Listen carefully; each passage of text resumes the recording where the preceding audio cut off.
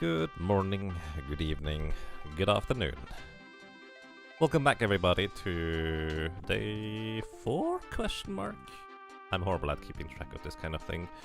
Of the solo cactus solo job challenge.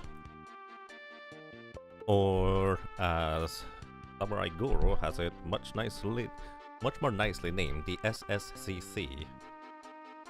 So solo... Actually, I don't know what it stands for. Either way, today we're going to be continuing where we last left off, and that is when we were just about to head into XDev's castle in World 2. And yeah, I probably will want to stock up on high potions, but beyond that I don't feel like there's anything else I necessarily will want to do for now, aside from just go in there and see how that works out for me. We managed to defeat the Crystal Guardians, or the Seal Guardians, depending on how you want to name them, reasonably well. Actually went quite swimmingly, I dare to say. And, well, there's that. We also did reach level, well, the final level of Dragoon, so now we can equip spears. Dragoon does not get a whole lot of Dragoon levels in order to master Dragoon. The first one is to jump, the second one is Dragon Sword, which is actually somewhat useful, and the third one is equip spears, which, well, if I were to switch over to be a white mage, I could equip spears with the white mage now.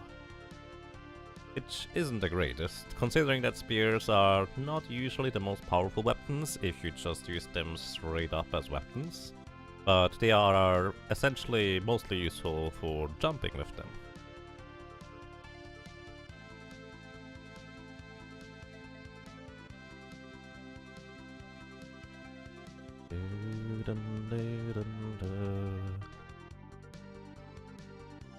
And welcome to Esgrant, how are you doing?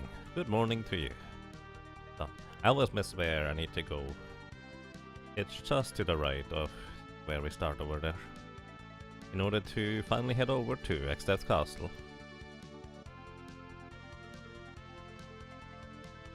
We did end up writing quite a bit more for Atmos, in order to have a reasonably good success rate without needing to get too lucky with the sword dances. We still needed to get some amount of sword dances, but that seemed to happen reasonably quickly.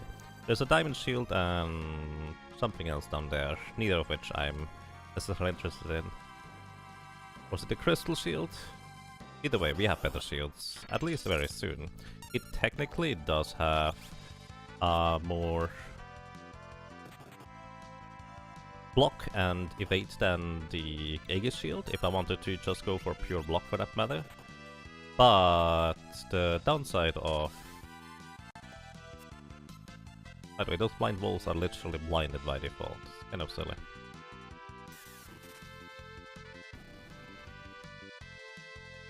Either way, the downside of...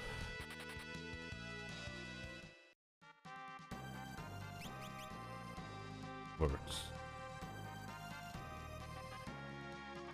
What was I talking about? I don't know. Wicked Gamer Dude, thank you for the host and the raid, I appreciate that. Welcome everybody, we are currently playing Final Fantasy 5 Solo Cactus Single Class Challenge. And we are currently wandering into XDev's castle in World 2. Greetings to you. Hello, thank you for the raid and the host, how are you doing?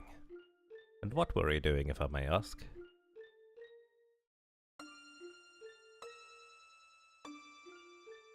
I forgot to restart the timer. Honk. I did start it a bit late yesterday, so it's fine, I guess.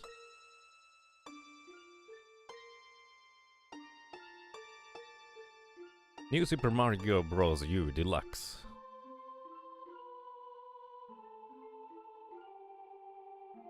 That's nice. Kind of reminds me that there was Mario Bros. Deluxe for the Game Boy. I never played that one, but it looked a lot like the Mario Bros. For the Nintendo, just on the smaller screen. Which I don't know whether that's necessarily true. Going for a top time? Nice, good luck for that. I don't know how competitive the new Super Mario U games are, but from what I've seen of a few runs of some of the games anyways, the techniques are quite impressive to say the least. I don't know how much luck there is involved though. But it looks rather difficult.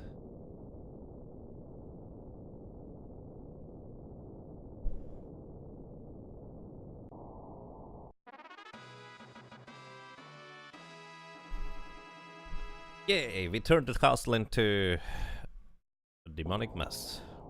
Let's go. Oh yeah, shields. I was talking about shields. So the Aegis shield has a 33% chance to block. A diamond shield has 35% chance to block. Physical attacks, that is, specifically. So, in theory, it would be better if I were to use the diamond shield if I wanted to just have physical block, but upcoming, literally just in this room here with a chest. By the way, those guys are weak to wind, so I just kill them real quick. In this chest over there is an ice shield. The ice shield has 40% physical block and absorbs ice element. So it's actually really good with that. Attack from the back. That's just not nice. If you are looking for wall rings and you have a thief in your party, you can steal from those wall mages. They do not have a common steal, so if you manage to steal from them at all, ever, you will get the rare steal, and that rare steal will allow you to get a wall ring. So what you can do, and what I've done in the past, is if you have a character that can put enemies to sleep, just put the wall mage to sleep by some means. Let's say a Mystic Knight with the sleep blade. Also, by the way, you can't just walk through certain walls. If you have a thief, you can see the passages. Either way, if you have a sleep blade, you will be able to tell. You will be able to put those wall mages to sleep, and then you can just try to steal forever until you finally get it. That's what I did in the past. It's actually surprisingly effective.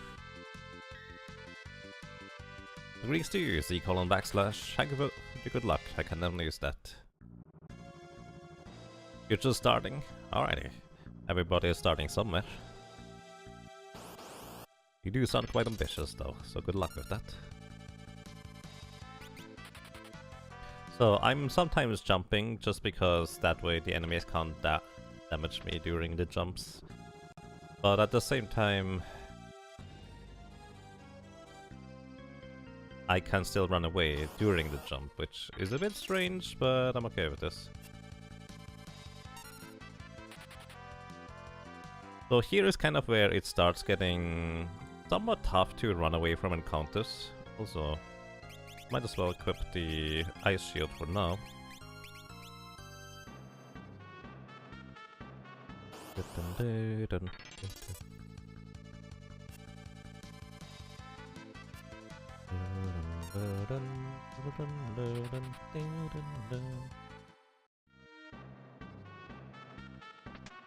me get an elixir in this chest, which, as you may recall, we don't have that many right now. So we need 30,000 more experience in order to level up. Let me real quick go ahead and grab the elixir from down here and put it higher up. I would like having the guardian daggers and such high out there, so I'll just keep it there. So on the right side you see a chest. There is a Hayari bow in there, which if you attack with a Hayari bow you have a 1 in 4 chance to trigger X-Fight, which X-Fight always hits. It does only half damage but hits 4 times and ignores defense, so it's actually really good. On one of the sides here you have a samurai sword in the chest, the other side is a knight sword, neither of which we can use. And now for one of the more dangerous portions of the game, this room here. On the right side there is, I think, a bunch of money. I don't care about money right now. I will pick up the elixir on the left side though. So, this is why this room is really dangerous. There's dragons in here. A lot of them. But running away from dragons is actually really difficult. It actually looks like it's reasonably reliable to just run away when... Something. Hang on. So when you're hiding from enemies, by the way, with the barred hide, it is pretty much a guaranteed run. Like, you can run away right away. Also, Thunder normally does 1/4 of my maximum HP and damage. But because of, quite simply, having a helmet that reduces lightning damage by half, I only take 1/8 of my maximum health and damage. At this point I might as well kill this guy. Yellow dragons are kind of the weakest one of the bunch of dragons, although they are still kind of tough, despite that. But often yellow dragons come in pairs of 2, so I don't mind maybe facing a single one, and it still has so much HP. The red dragon has about 10,000 HP, I don't know about yellow dragons. I thought about like 7,000 or so.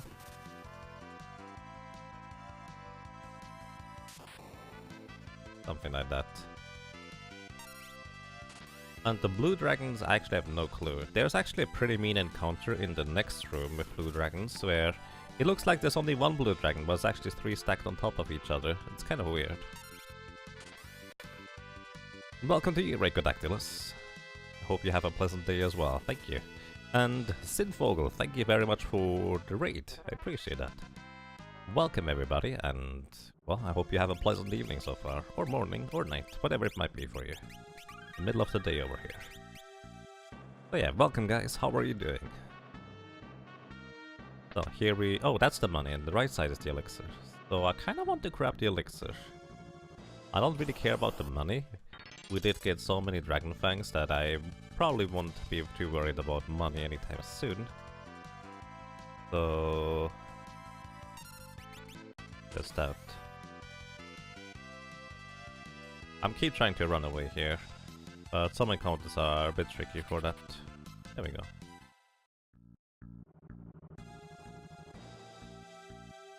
Once again, if you have a thief, you can just see the hidden passages. Oh yeah, in this game, when you get a first strike, it's not guaranteed that you will be able to run away. I remember.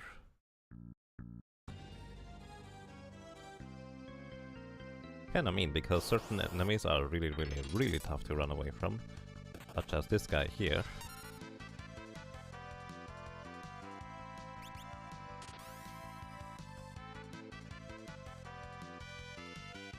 Oh well. Did I just run away in the air? Yep. That's the thing the Dragoon can do in this game. Kind of interesting. So if I get 6 jumps in, or 5 jumps in actually, I'm just gonna kill him at this point. So red dragons, if you steal from them, their common steal is a high potion, so not too terrible I guess. But their rare steal is a fire ring, which is an accessory that absorbs fire damage and prevents ice damage. So it's actually really good. But I don't have a thief in my party. You never seen that before. Yeah, I did not know that works either.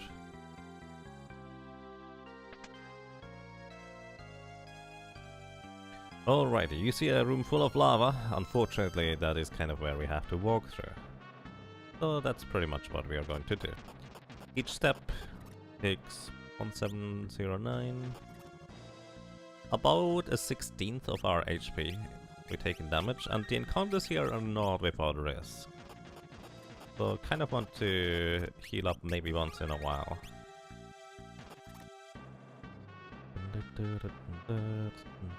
And then you have this section here. The main thing is that if you want the chests or other stuff, you kind of have to do a little bit of guessing as to which one of those skulls is safe, because some of the skulls like you drop straight through the floor, unless you have a... Oh, I have it equipped already. Unless you have Geomancer in your party, which by the way also prevents the damage from the floor, which is really nice. But also, in case you were about to fall into a hole, it just kind of makes that scared animation and it doesn't let you fall. There's more money in the chest over there. I don't care too much about money. What I care most about is to the right of this room. Or, well, nor upright for that matter. Because over here we have a little side room with a new weapon for a Dragoon. Also, those Adama golems are kind of easy to deal with if you know that you can just use a soft on them and they instantly die. Because they basically become too soft to live. And we get the Partisan. The Partisan Spear is a fair bit stronger than the other weapons we have so far. Here we have a Pinwheel or a Fuma Shuriken. Something for the ninja to throw. It does a ton of damage. But if I wanted to get experience, what I can do is just use soft.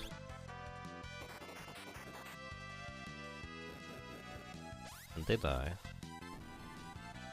Which, by the way, also works in other Final Fantasies, and enemies that are basically golems use a gold needle or them or the equivalent to remove petrification. And boom. Kinda neat. 2200 experience. I think I'm too far away from another level up. Although I might consider grinding. Let me actually double check my stats real quick here. So, I'm currently level 43 with Ferris. Ferris has 48 strength, is that correct? Yeah, I have the strength armor. I'm probably going to go for an Aegis shield in the upcoming encounter. Also a wall ring. So, a wall ring casts reflect, or you have just permanent reflect on your character, which makes the wall ring really, really nice.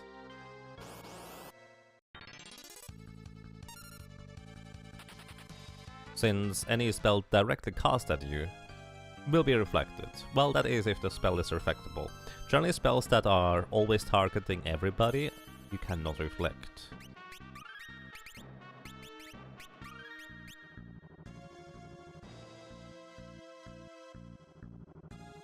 So, next up we have mini boss encounter here. Also, I wanted to check my stats real quick. Excuse me. I get sidetracked so easily. Level 43, we have 48 strength.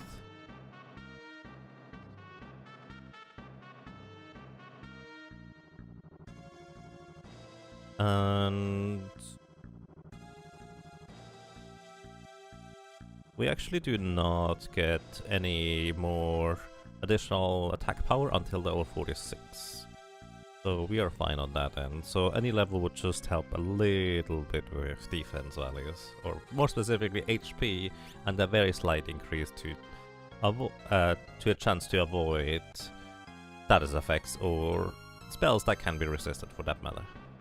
Alrighty, here we have Gilgamesh. This kind of is an optional encounter, unless if you just don't open the chest, you don't get to fight Gilgamesh here. But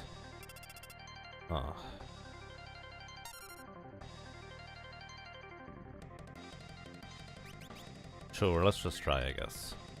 He's just half my level from the get-go. That's kind of the worst thing that can happen, because now I'm not gonna deal any damage anymore. So this guy here is not usually dangerous as much as he's just annoying, with all his status effects and abilities that he can use and throw against you. His music is so epic you should fight him. It's pretty good. By the way, we deal 1000 damage despite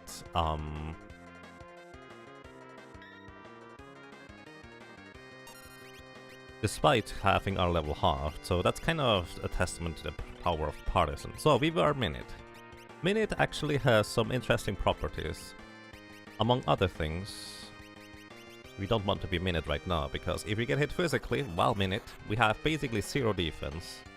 So that's kinda bad. But on top of that, when you're Minute, your evasion from a shield is doubled, which means if you have a shield that has 40% evasion, kind of like the ice shield, you have 80% evasion instead, so it's really difficult to hit a minute character that has evasion. But also, minute characters don't deal really any damage at all with physical attacks because their attack strength is just set to like 3 or something like that. It's basically nothing.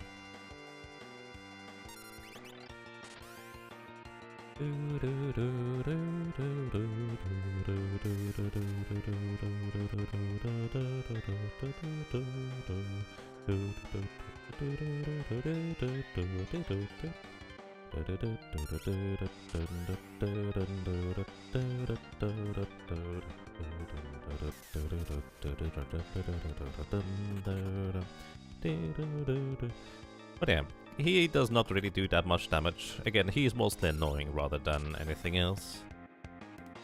And especially being able to sit in the back row and essentially still do full damage while avoiding half of the enemy's attacks, or actually double damage for that matter, is just making this a whole lot easier than it is for a lot of other classes. Dragoon is just essentially a complete package. You have pretty solid defenses without having to worry about chance to hit because jump always hits.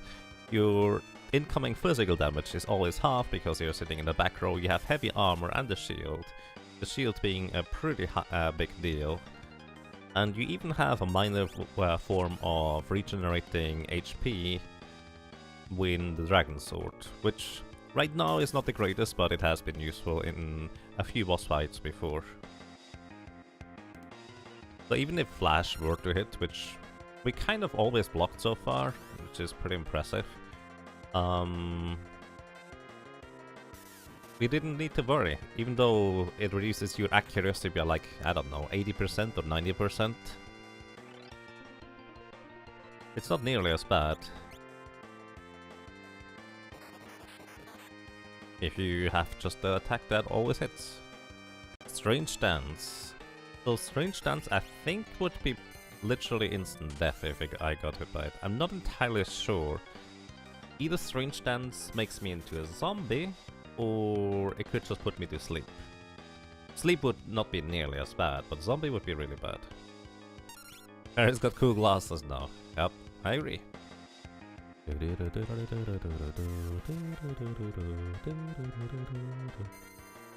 Alright, I think I'm put to sleep rather than a zombie, so not the worst. So when you're a frog, you actually lose all your resistances and magic evasion. And your attack power is also kind of lame at that point. Again, this guy is more annoying rather than dangerous.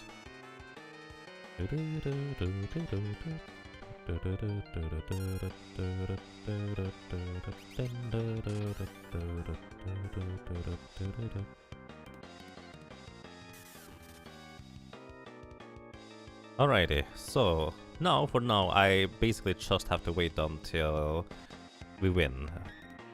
If you have a thief in your party, you will want to make sure to steal from him after he changes form, since you will be able to get a rather unique item, which I believe is the Genji helmet, which prevents confusion, which is actually kind of a rare resistance to have. It also does something else, which I forget, but it has decent stats. Not really much magic defense though. What is that? Oh, Time Slip is not great for us. Time Slip both puts you to sleep, and also you have now the aging status effect. So if I didn't already deal enough damage to be done with him, this would be really, really bad. But thanks to this, old Lady Fairies can just wait until she wins at this point. Hey Woodstock, welcome. How are you doing?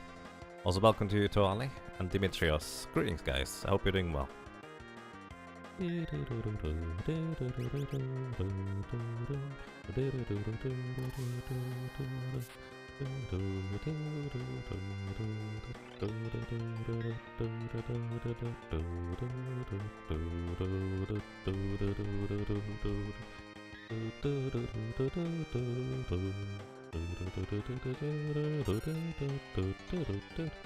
Just using Dragon Sword to make sure I stay alive. He doesn't deal much damage in this final phase, you just wait until the script ends, like here.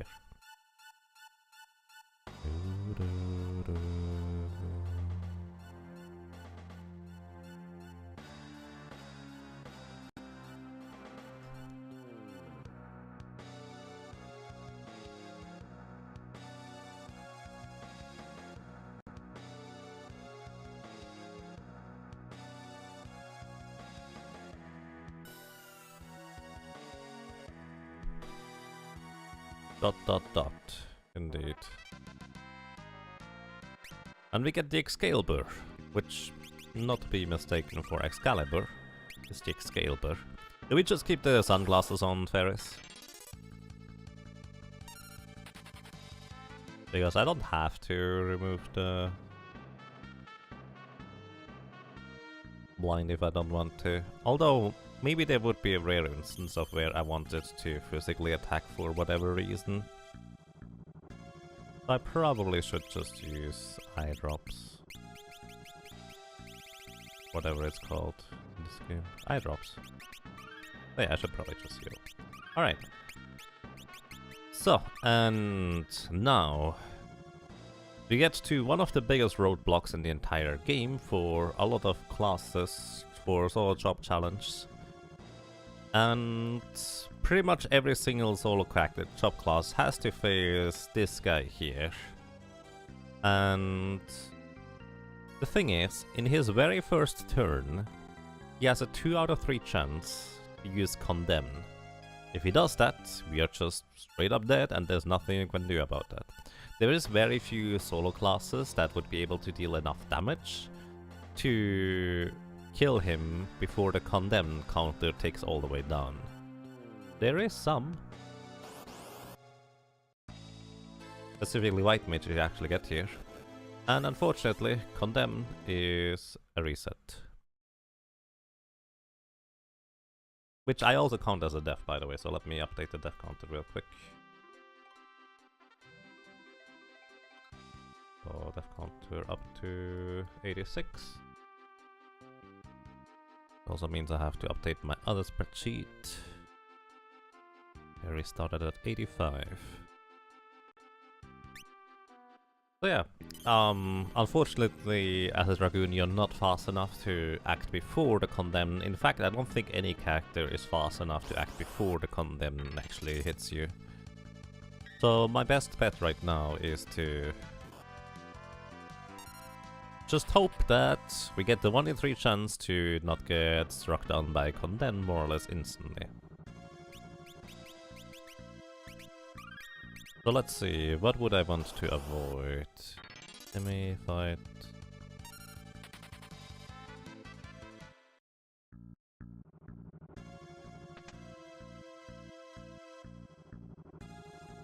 I don't entirely know how fast XDeath is compared to a solo Dragoon, or just the Dragoon for that matter, so we'll see about that. So in a essentially Condemn, what it does is it has a countdown timer, and when it reaches 0, that's it, you're dead. And unlike Final Fantasy VI, this cannot be prevented by having a character be undead. I'm actually kind of curious now. I'm just going to test a few things real quick. I'm just going to jump. Dynamo just switches roles. When you're in the back row, you're in the front row, etc. But you can also block and resist it, so that's interesting. So, by the way, Gilgamesh here, or Gilgamesh? Sure. XDeath here. He has 32,000 and some change of HP.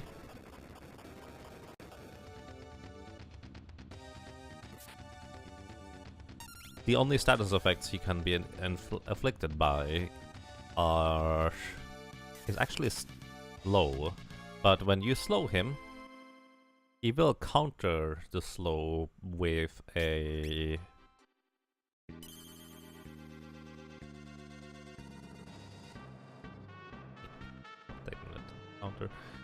he will counter the slow with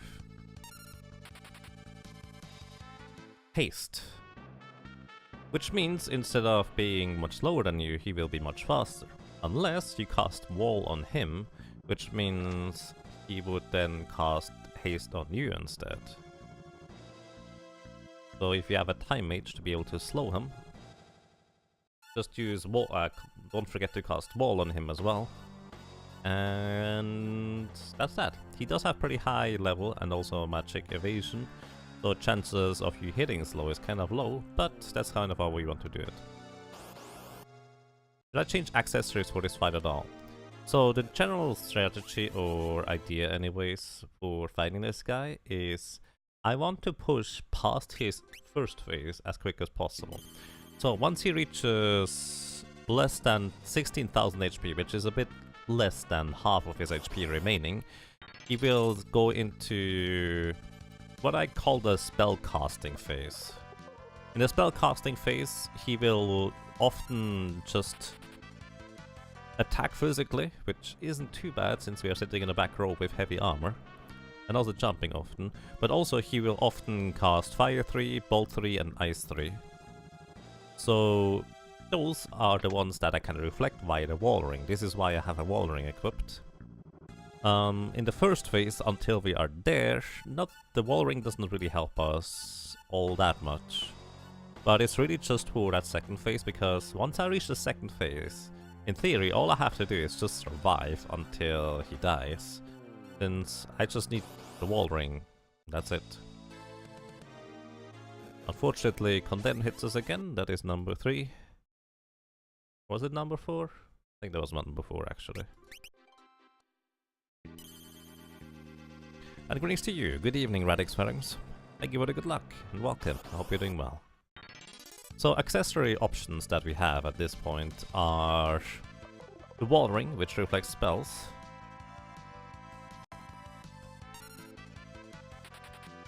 We have an elven cape, which 1 in 3 physical attacks will be avoided, which can be kind of decent here.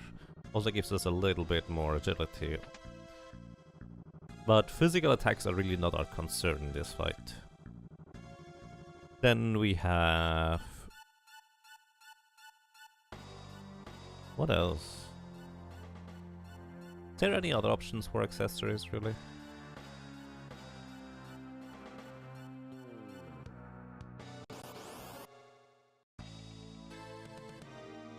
And Condemned again.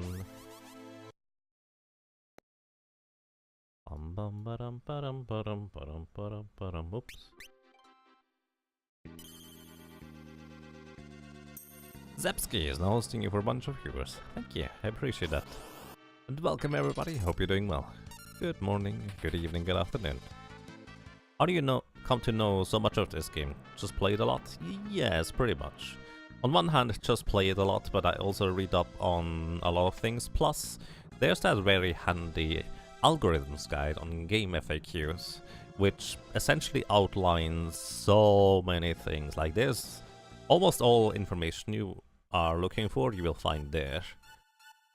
So if you scroll all the way down to Xdef in Xdef's castle, you will see essentially his entire AI script. Each turn, an enemy can use one of 3 commands. In Xdef's case here, he has a 1 in 3 chance to use Fight and 2 in 3 chance to use Condemn, which, again, Condemn is just instant death. The nice thing about the Dragoon is that we can just jump over the next Condemn when he were able to use it again. So one of the tricky things for a lot of solo classes is that they can't deal enough damage to Xdef to push him into phase 2 before he gets another chance at using Condemn. Essentially meaning that you have pretty much a 2 in 3 chance, or a 1 in 9 chance to even get to phase 2, aside from not dying to other stuff. Hey Zepsky, hello, thank you. I'm doing quite fine. Welcome to you as well, Dingsbums. I hope you guys are doing well.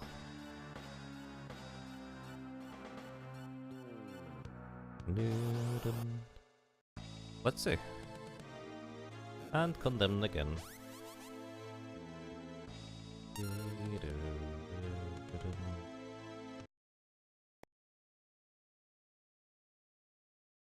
So maybe I will want to figure out what kind of things I want to try and avoid. If I just keep jumping from the get-go, I will actually land in the Earthshaker.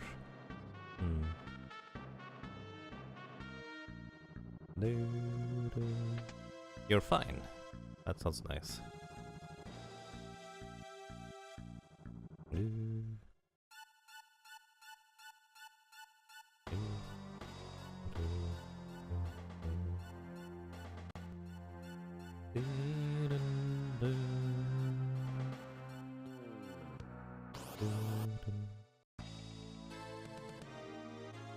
And another condemn. It is supposed to be a 1 in 3 chance, but the RNG in Final Fantasy 5 is kinda rigid. As indicated by us getting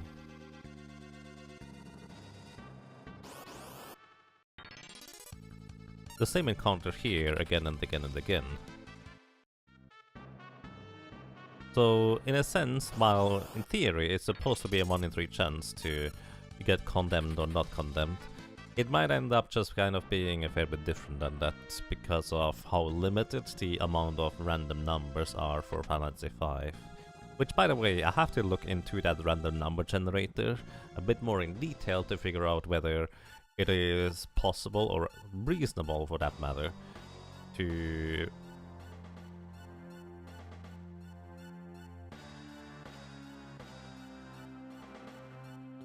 do a solo character challenge with the Berserker. Alright. That is condemned number 9.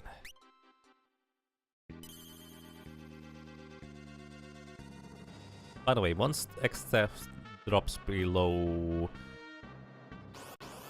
7,000 HP, he will start being able to cast Meteor, which Meteor does a lot of damage, so I hope I'm going to be able to just jump over the Meteor phase. But I'm not sure that's going to be guaranteed, because I kinda need to keep track of how much HP he has in the first place. Which actually, I should just open up a calculator to do that.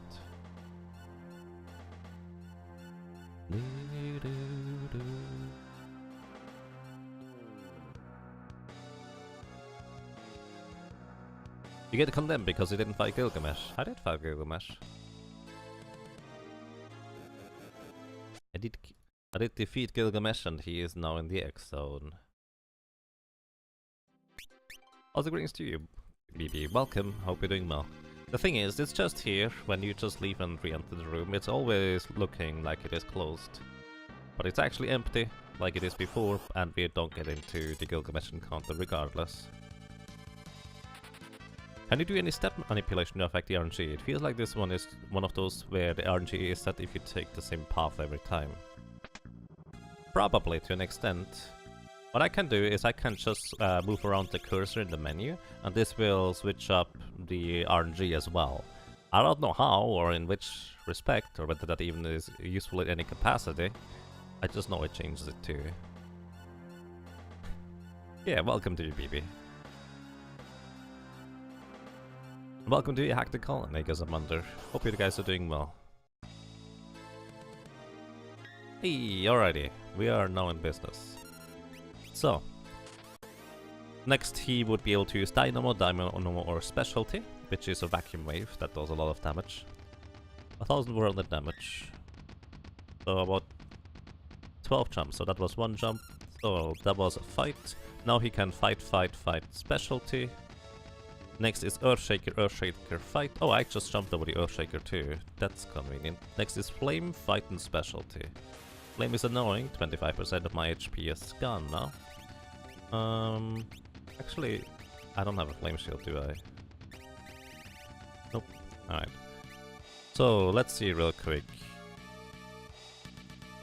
I want to jump over the next one, because he can use Hurricane, which sets me to critical HP. I would like to avoid that from happening. Then he has Zombie Breath and Specialty. Specialty is just a vacuum wave, which does a lot of damage there. Next is Fight, Bio, Fight. I actually want to stay here because Bio can get reflected and he can deal damage to himself. Fortunately, he just attacked. Then he had level 3 Flare and Specialty. Alrighty, that is level 3 Flare. His level is divisible by 3, by the way. And then he would just start from the top of the thing again, which means I just jumped over Condemned right here. So that was the second one, Dynamo. Next is Demi and Gravity and Fight. 2 out of 3 times it basically doesn't do anything. Gravity 100 removes float if you are floating. Then Fight. Next is Earthshaker. If I just jump, I'm going to take a lot less damage. Or at least a 2 out of 3 chance to use Earthshaker. Then he can use Flame, Fight and Specialty. That is the specialty attack. By the way, it also inflicts HP leak status. And I do want to jump over the Vacuum Wave again. Or the Hurricane, I guess. Zombie Breath is next. I might want to invest in Elixir here soon. Nice block, Ferris. And that was a fight. Next is level 3 Flare. So what I want to do now is I need to wait. Going to be a little bit dangerous. But the thing is, if I don't wait, he's going to get enough turns to actually use Condemned on me again, which I really want to avoid. Next is Dynamo again, which unfortunately puts me in the front row, which means a physical attack would deal a load of damage.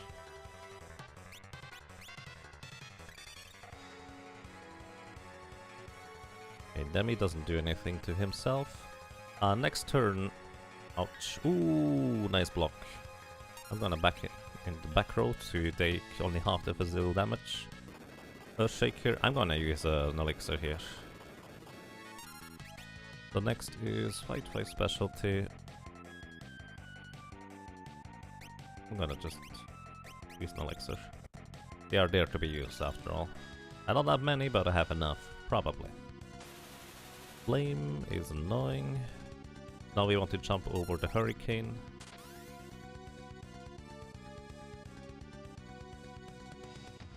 And the Zombie Breath as well, apparently. The next is Bio, potentially, and Flare. No Bio, unfortunately. I should get a turn in time so I can jump over the Condemned again. Hey Pork Shorts, thank you for the good luck and welcome to you as well, Leflin. I hope you guys are doing well.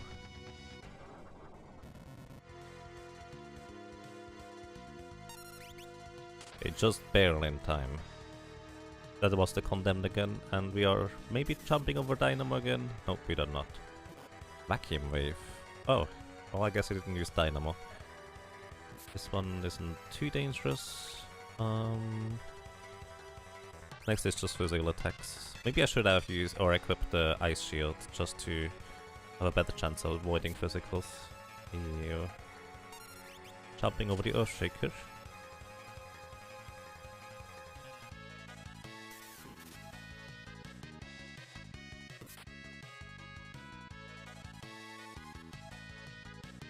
Oh, unfortunately, we die.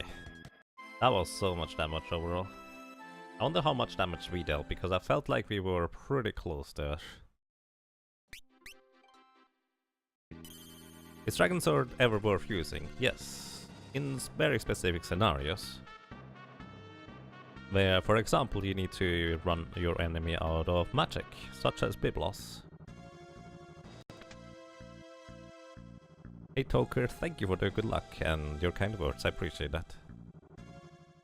Can you revive one character to avoid the Condemned status? So let's put it this way, technically you can, but that will kind of defeat the purpose of a solo character challenge run.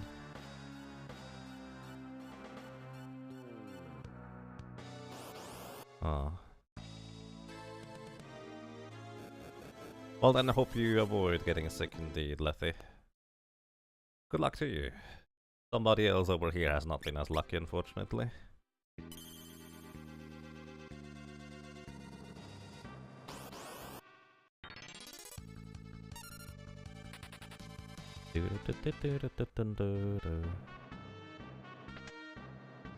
Just opening up the chest in case that actually helps us avoid the Condemned all the time. I did do a random set of menu inputs earlier as well.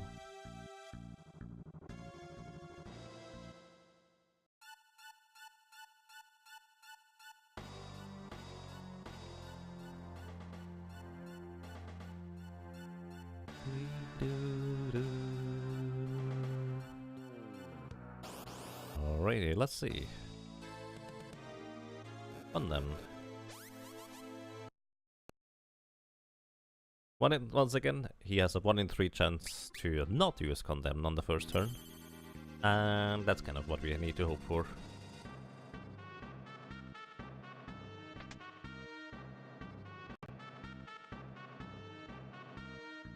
Maybe just a placebo, but who knows with all the Final Fantasy games? Yeah. I'm just going to move the cursor 1 down and see whether that does anything. The thing is, even if it won't have helped, it's possible that we basically landed in a section right now without doing anything, that we just keep getting condemned, or more specifically have the highest chance of getting condemned. But I think the RNG for getting into battle is very specific in the sense that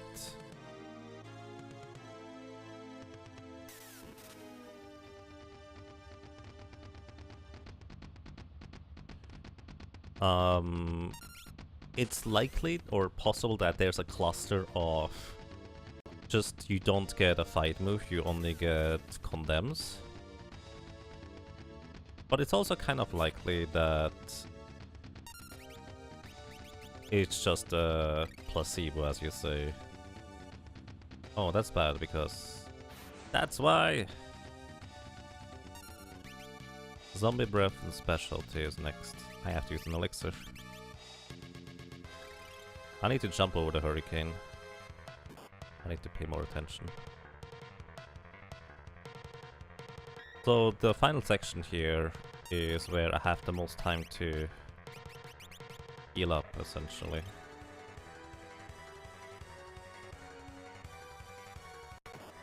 Why do you use Vacuum Wave?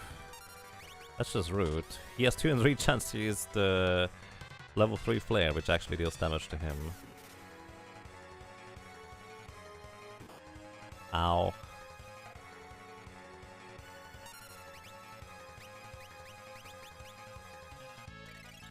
We need more blocks, Ferris. We really need more blocks.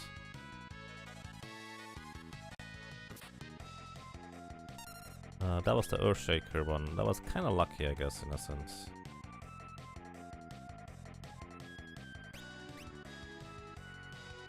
I need to wait a little bit. Because I need to jump over the hurricane again. We landed in the zombie breath again, though. So maybe I should have just jumped into the thing. Oh, I did jump into the hurricane. I guess that's okay then.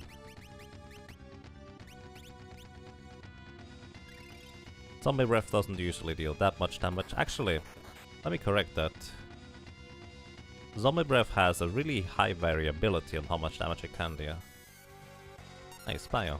Which means he actually now has HP leak status himself. Doesn't deal that much damage, but it will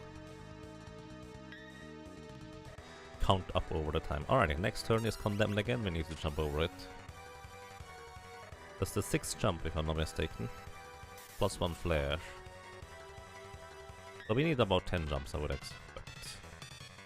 Nice block, Ferris. Demi is fine. Next he can just attack, and then he's an Earthshaker, which I don't know whether it's better to land in an Earthshaker or not. Let's see. Next turn he can use Flame. I basically get to go just... Alright, I should be able to jump over the Hurricane. After his next turn he can use Hurricane. So we just jump now. Ooh, okay, I did not manage to jump over Hurricane, but thankfully the clutch... Aegis Shield block. So bio, please. Oh, no bio. So, alright, here I think I have to wait. I'm not going to be able to move before him.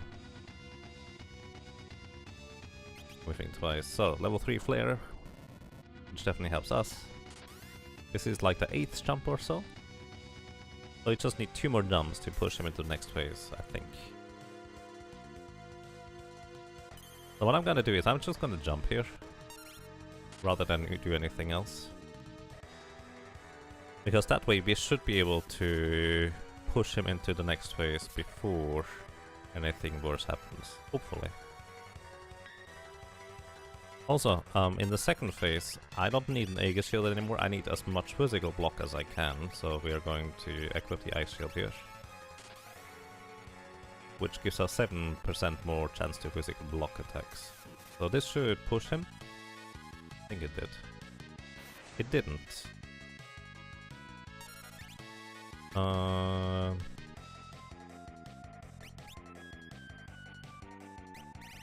Alright, we're going to equip the Aegis Shield again. Next is Zombie Breath again. Last elixir here. I'm going to move into the back row, because he will be able to use a lot of attacks. So, now I hope he uses level 3 Flare.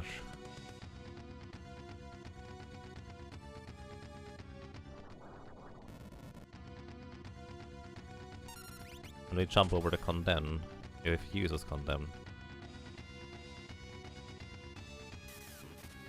We see so yeah, thank you for the good luck, can never use that. Alright, we pushed him into the next phase. So now we want to use the Ice Shield. Unfortunately, all we can do now is just spam high potions and hope that he doesn't use too many physical attacks. Ice 3 is really good. And Bolt 3, very nice.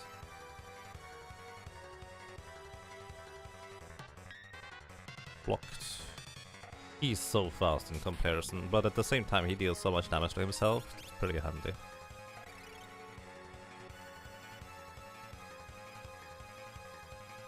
Fire 3 means he is there. Second turn he did nothing. Next turn he can do Ice 3, fight or nothing, or Bolt 3, fight or specialty attack. Alright, thank you for not using your physicals.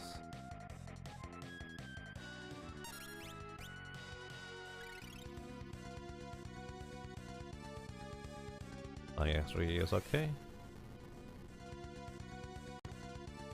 By the way, I should have switched to the Guardian Dagger as well, to block more physical attacks, thinking about it. I always say how much I like the Guardian Dagger, but then I forget to equip it. Guardian Dagger has another 1 in 4 chance to block physical attacks. Essentially, he will just push himself into the next phase, just all by himself. The dangerous part is he will start using Meteor once he drops below 7000 HP. Which is really not pleasant. Using the partisan to jump.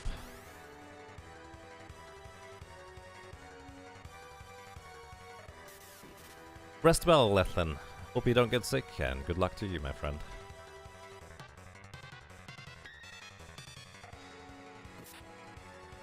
Okay. We are still in phase 2.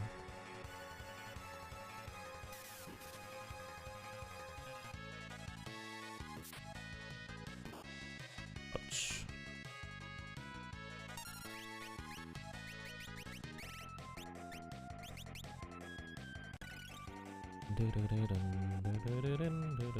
Ouch. Please block some physicals, Ferris. We don't have any elixirs anymore. The thing is, he has a 2 in 3 chance to use Meteor once he switches phase. Thank you for... Let's see. Alright, I don't think he switched phase. There's a very small lag in the bar at the bottom right when he switches phases. So, I'm trying to catch that in case that happens. So far I didn't see anything yet.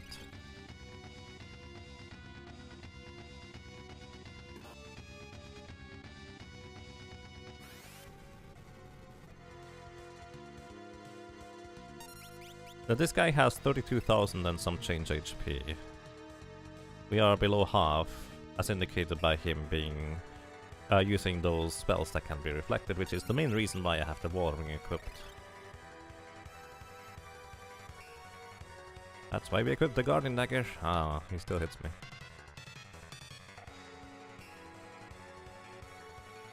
Bolt 3 in the second turn.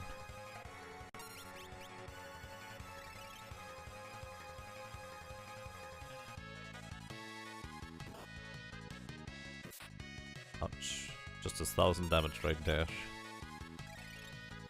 We have a really good chance of blocking all physicals, by the way. A 40% chance from the shield, and then another 1 in 4 chance from the Guardian Dagger. So all in all, more than a 50% chance to block dodge.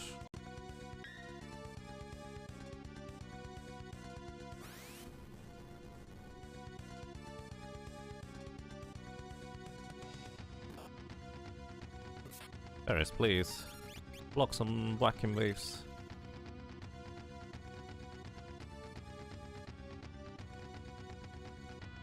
Ice 3 in the first turn means bolt 3 or specialty.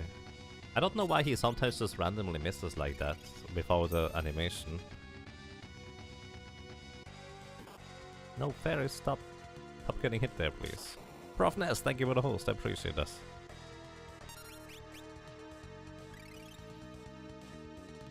Hopefully enough high potions.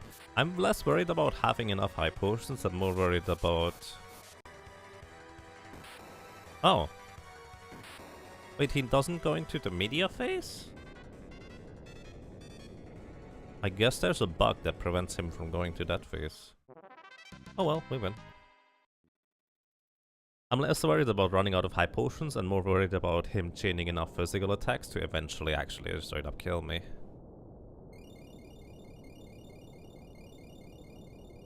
So how did you decide on which character to solo?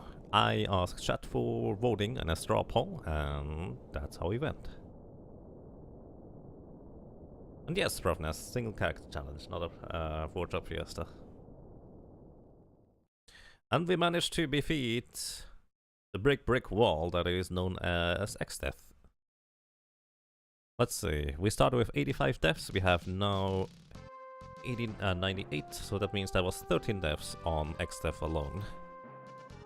Only 1 death to the actual battle, and the rest of the deaths were just kind of to him using Condemned all the time. Easier or harder than White Mage so far? Well, way easier. At this point in the timer with the White Mage, I was still sitting in the sunken ship grinding out encounters until I get enough elixirs. Not even a comparison, to be completely honest. Oh yeah, maybe I wanted to... I'm going to save the second save file. This is going to be rather rough. 17 hours in the sunken ship, actually more than that total.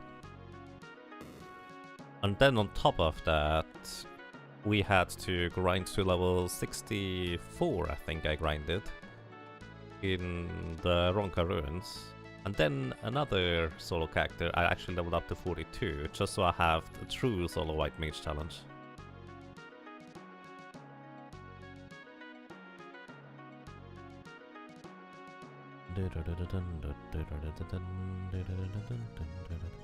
Essentially, for the White Mage to get past Atmos, I needed to have 99 elixirs. For...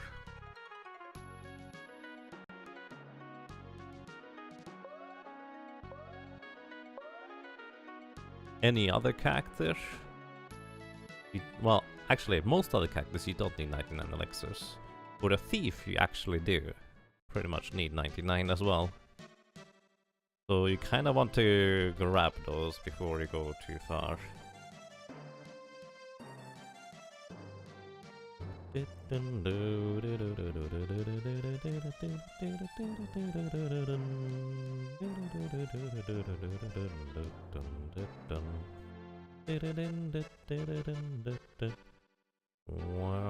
So, alrighty, here is the one fight where we actually don't have Ferris. So what I need to do is I need to somehow have a level 3 character and a level 1 character. I didn't buy the Sleep Blade. I need to somehow have a level 3 character and a level 1 character defeat the Antlion just by themselves. How do we do this? That is a good question. It sits upon her throne, the rightful queen. Pretty much. And she's kind of sorely missing from our party now. Dun, dun, dun, dun, dun, dun, dun, dun, dun, dun.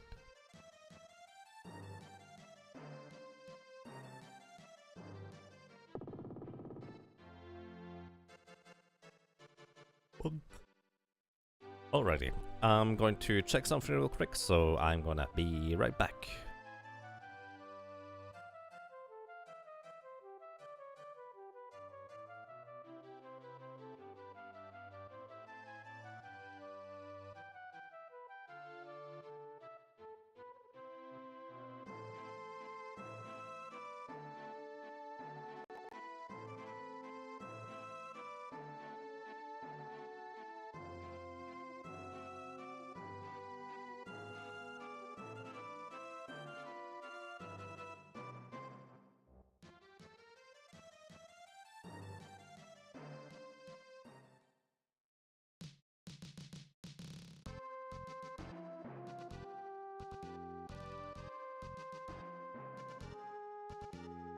Alrighty, I'm back now.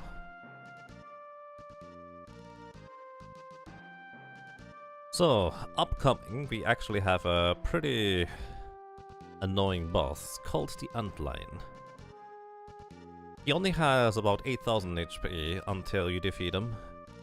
But the problem about him is really that we have a level 3, actually we have a level 2 and a level 1 character. So every single attack he does against us will kill us, and there's nothing you can do about that. So I kind of need to figure out what should I do in order to kill the Antlion in the most effective way. Do you think just Samurai and throw some money at it?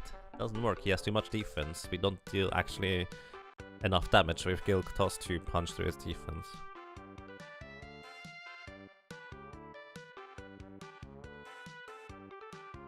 So let me see real quick what kind of weaknesses he has. I know you can put him to sleep.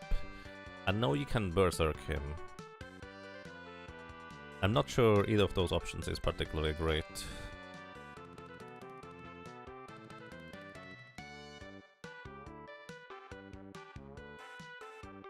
Ladder in compliments? Hmm.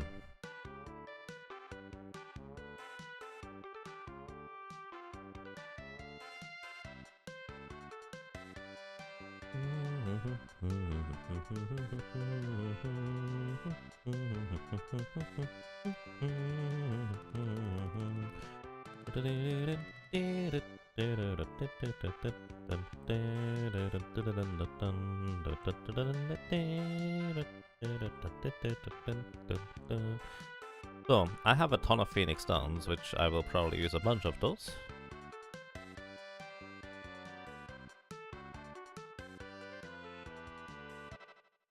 But we will also have quite a few deaths here, I can pretty much promise you that. So, which jobs should I go for? Actually, maybe just I never went to pick up the ribbon, did I? Oh well. But the Excalibur actually doesn't do anything. Even though it says it has a tremendous amount of attack power, it doesn't. So I'm gonna give you... I'm going to make you into a samurai, despite not using Guild Toss. We have the Air Blade, which casts Wind Slash. Samurai has an innate ability to have a chance to dodge, and chance to dodge is really what we rely on here. We literally can't do anything aside from just using Phoenix Downs to revive each other, and hope that this will be sufficient in the end. We don't need a helmet. The helmet is only slowing us down with equipment weight. And what am I going to make with you? I could turn you into a knight instead, because then we can use the flame sword. Just the second highest strength attack weapon that we have right now. Again, we don't need a helmet. And then the Aegis shield is the second best shield. Actually, I guess I should have gone ahead and gotten the diamond shield after all, for a higher chance to block.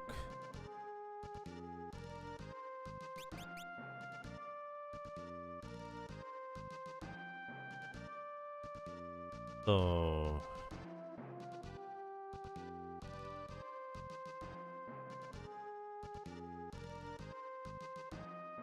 Actually, I have an idea. I have a very silly idea on how to handle this, which I never considered before. So what I want to do is I actually want you to be plain, just a bear job instead. Use the elf cape, the strength armor, we don't need a helmet. And I actually want to use the Excalibur there. Alrighty, so the plan is that I want to use Kara to hit herself into critical HP, which is rather difficult because most of the time we will deal too much damage to go into critical HP, and unlike other Final Fantasies, if you use a Phoenix Stone, you actually regain 25% of your maximum HP, which is just above your critical number. So what I need to do is I need essentially to dodge like 3 attacks or so. And my goal is for Kara to hit herself into critical HP, while Butts is just blocking and doing nothing but blocking as a knight, because Guard as a knight avoids 100% of the physical damage. And this is just kind of something where it's like, well, let's hope we block some attacks sometime.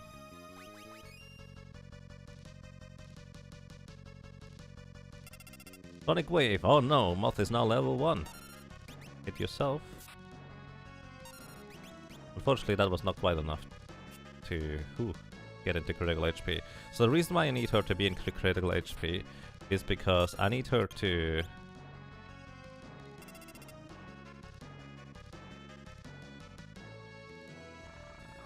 Oh, that's bad. That's something I cannot block.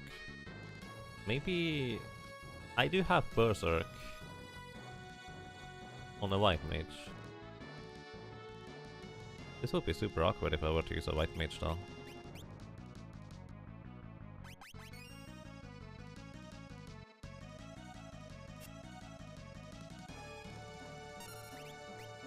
So let's see, what is my weakest weapon aside from that dagger? Let's see how much damage a dagger does.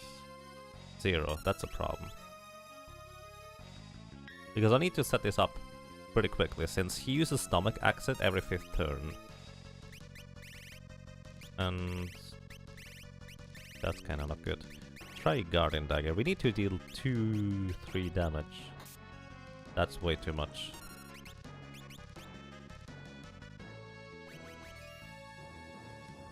Maybe if I do it the other way around and have Kara be the knight and Butts something else.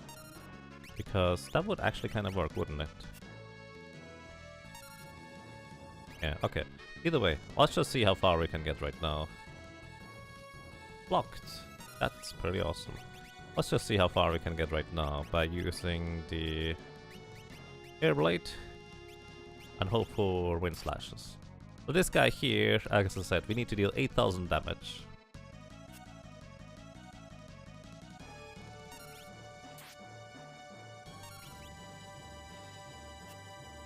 So this might be rather difficult overall. We are at about 300 damage. Something. So this is why I have him guard, because all physical attacks are reduced to 0. Unfortunately, we can't guard or even block for that matter Stomach Exit unless we have an Aegis Shield. Or we Berserk him. Which I did buy Berserk, but then I don't have any real way of attacking. Do I still have the Morning Star? I do. Maybe I should just try that instead. Either way, this guy is annoying.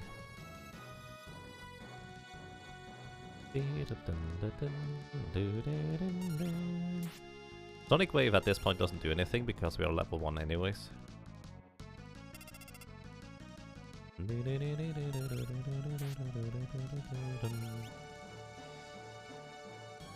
What I could do is I could try to attack with Butts as well, but it's overall safer if I only have Kara attack.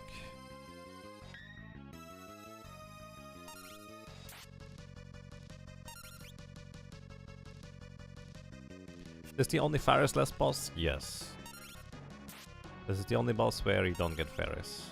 Also, the Wind Blade is supposed to have a 1 in 4 chance to activate Wind Slash, so please do that sometime. Crits are nice too, but Wind Slash would be better.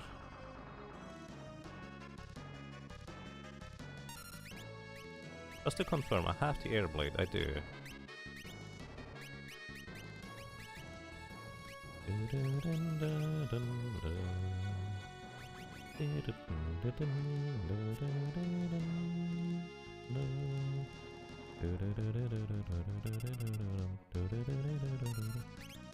I guess thinking about it, there's not much of a reason for me to...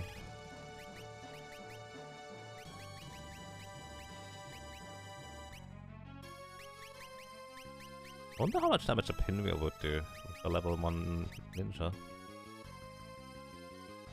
Let's try that.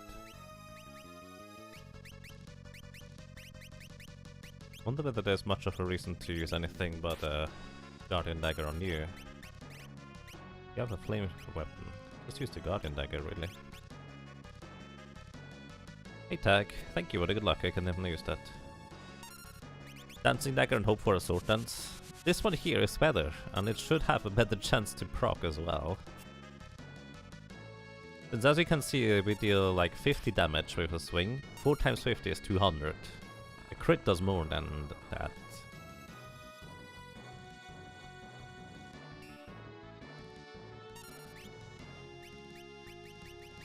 So yeah, in theory, that's better. Either way, we will eventually be able to beat this guy. Probably.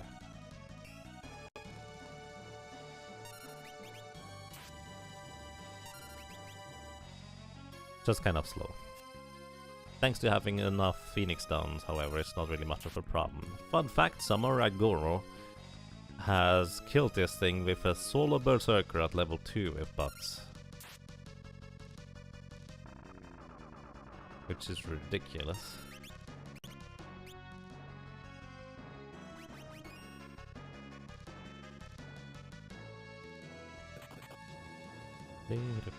The rare actually connecting hit.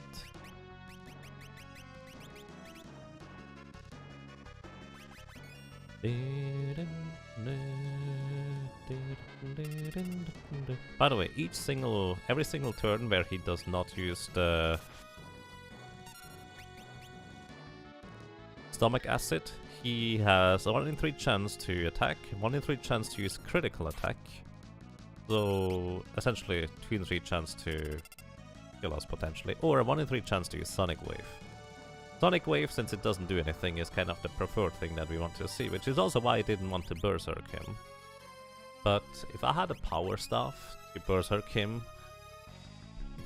I could guarantee that never die, thanks to having But's 100% physical reduction through the guard.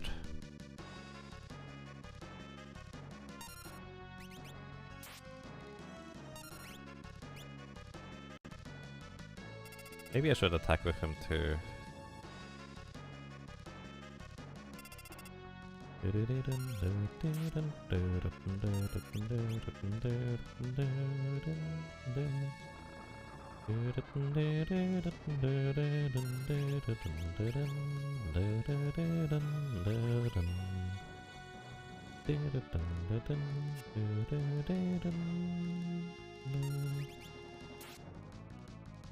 Let's just attack. Whatever. Flame Sword is, I think, the strongest weapon that I have. I'm not sure that it's worth attacking, guys.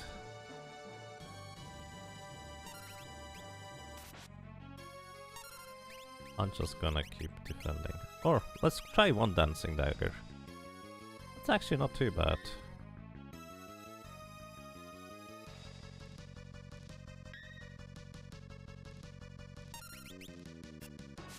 There we go.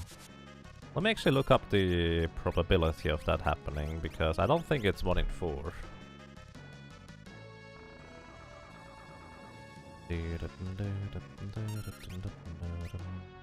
His best shot at killing me is now to land a series of hits, but it's also kind of unlikely. Wind Blade. No, not Blade. What is the thing called? Airblade.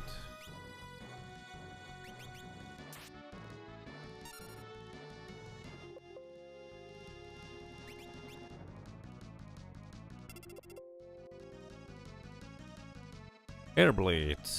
Alrighty. What is the probability of getting the scale cut? Oh, it's 12%, so a 1 in 8 chance. So, yeah, okay. It's only 1 in 8, so about the same as a sword dance. Except it does way more damage than a sword dance.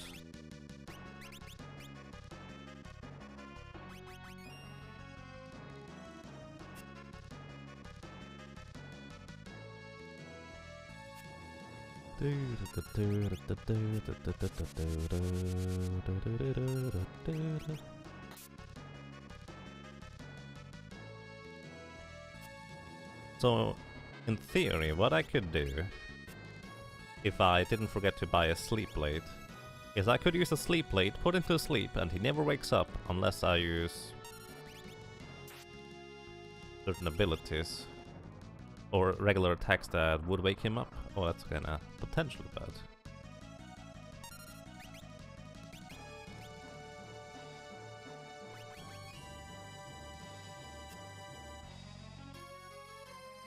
But I can use something that doesn't cost me any MP, because level 1 and 2 characters don't have much MP. I can use something that doesn't cost me any MP and doesn't wake him up, such as Dance? Is there anything else actually aside from Dance that does that?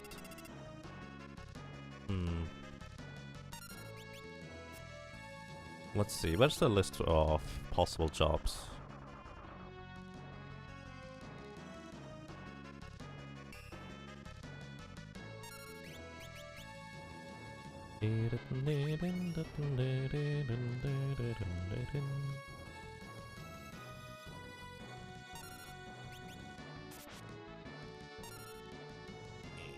Oh, I already found it.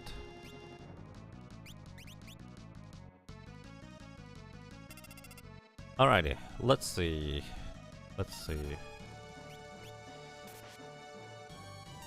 So Knight doesn't have any attacks that would not wake him up, but they would be able to use the Sleep Blade.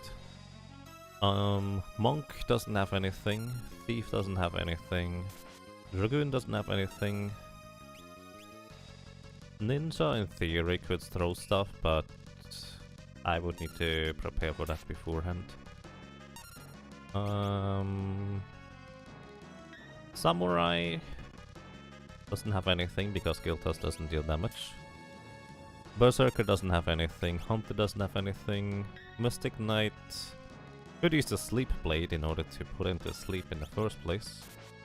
That's only if I buy the sleep spell though, which I don't. Or didn't for that matter. Then White Mage doesn't have anything that doesn't cost MP. Same with Black Mage and Time Mage and Summoner. Blue Mage might actually be able to deal damage via using Goblin Punch, but I never learned Goblin Punch, so pretty much not a deal, or no deal so to speak. Red Mage doesn't have anything that doesn't cost MP. Mediator doesn't have anything that doesn't cost MP. Chemist, technically. No, actually they don't. They don't. Because their default ability is Trinket on Mix. Geomancer actually would be able to use stuff that does not cost MP. So Geomancer works, Dancer works. Yeah, Geomancer and Dancer are the two that would work.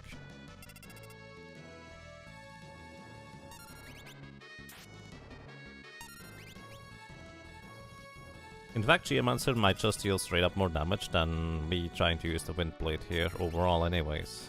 Just because of how powerful some of the effects can be. Although, at level 1 you only get literally one effect, don't you? I don't know how good Geomancer is in here. I think you pretty much get Will-O-Wisp and that's it. So it is probably coming down to using a Dancer rather than anything else.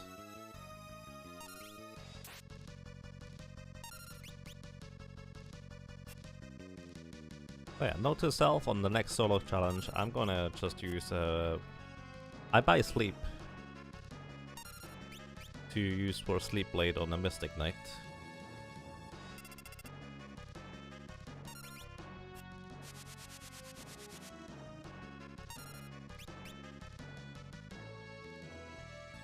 Do you have any of the Bard Harps, or did they miss the antline? Oh, no. They don't miss. The thing is, in order to attack with a Bard Harp, you need to use the attack command, and that is essentially what wakes him up, so to speak. He actually got pretty close to killing me right there.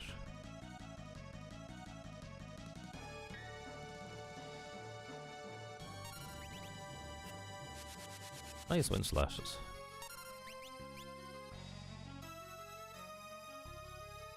So while you would think that Bard Harps shouldn't wake up a character from sleep, they do, because you select the attack command that does wake up characters.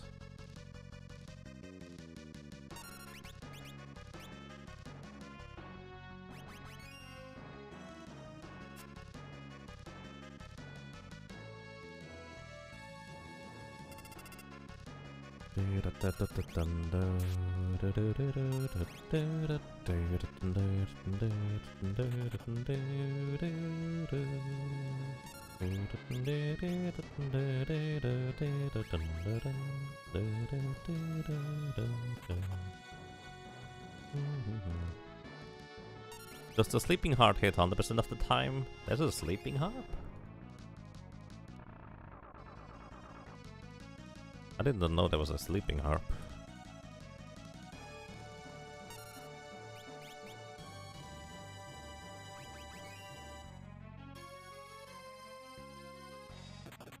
Oh, the dream harp inflicts sleep.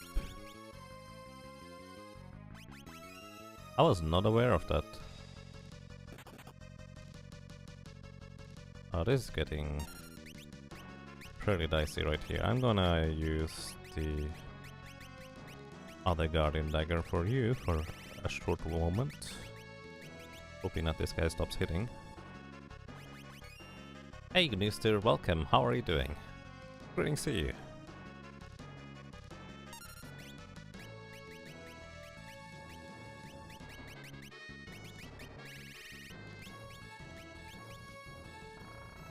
Uh-oh, this is really bad.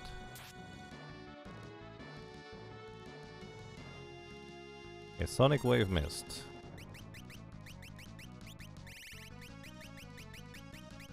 You sneaky guy. I guess I could have anticipated this. Thank you, Nestor. It's going on quite fine, I would say.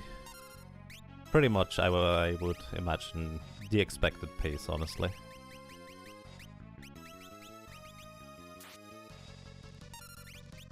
Okay, I think we stabilized.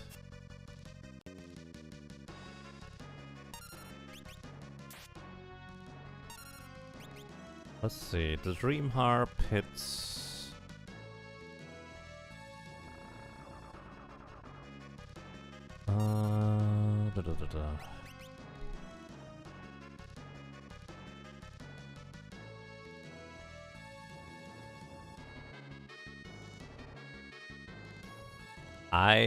I don't know. I don't know what the probability is.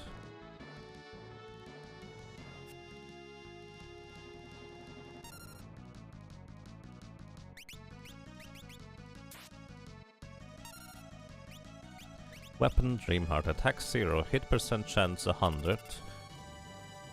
Goblin Punch, attack is 25, price is 600. It's a song attack category. Stats, nothing. Magic element up, nothing. Attack element, nothing. Double grip, back row, okay. Spell command, Dream Harp. Oh, you can only... It's a 200 weapon. Dream Harp, and it's Harp Magic 99%.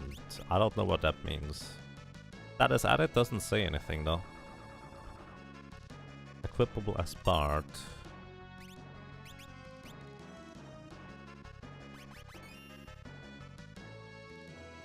Damage formula 7F.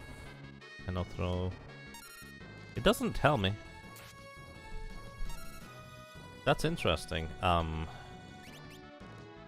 did not realize that harps actually inflicted certain status effects, even though I guess I should know, having played Final Fantasy IV recently. Maybe I just forgot, which is kind of more likely.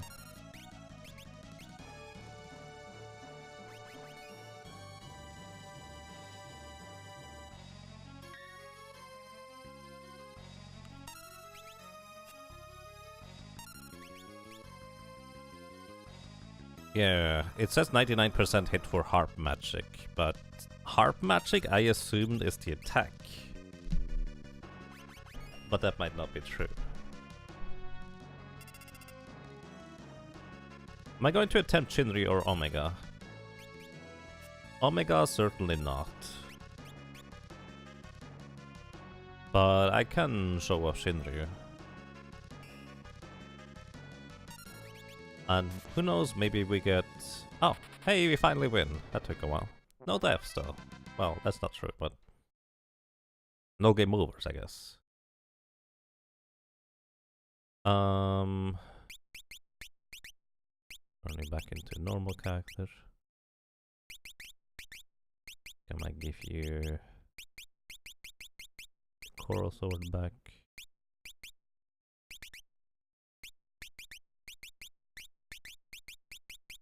You also get a Coral Sword. That's that. If I can steal a Dragon Lance, which is a rare steal, so pretty unlikely, although technically possible since I will have the Thief's Knife at the time, I might just go ahead and try to punch Shinryu, because you can in theory solo him with a Dragoon by just repeatedly jumping and getting lucky other than that.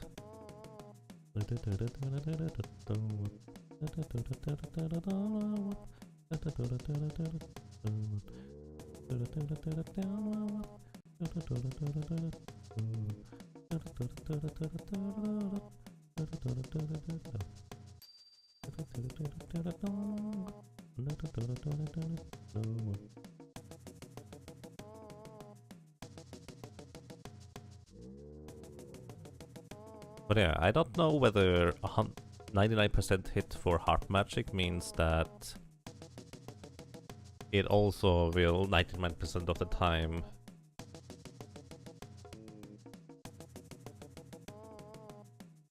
put them to sleep, for that matter.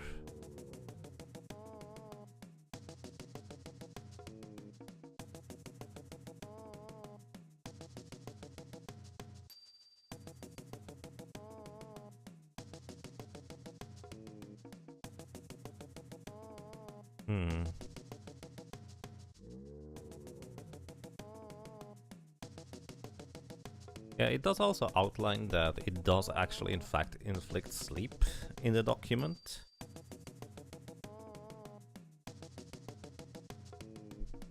But I don't know. Curious. So actually, a bard is more useful than just the songs. You can actually inflict status effects too. So that will be useful for Forge Up Fiestas if I get a bard.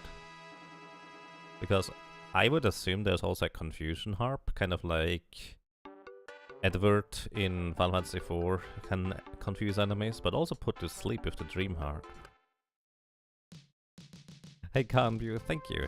I appreciate those kind words. Welcome, how are you doing?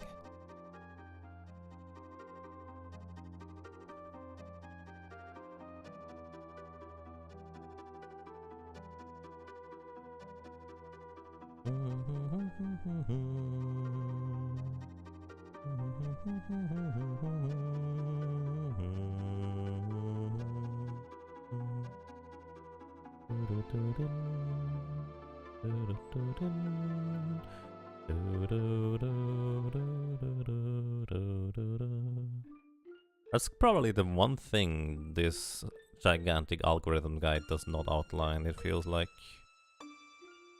Oh, there we go. I found it.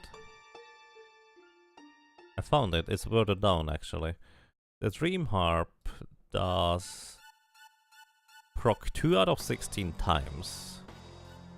The Lamia's harp inflicts charm 3 out of 16 times. So the chance is pretty low for a bard.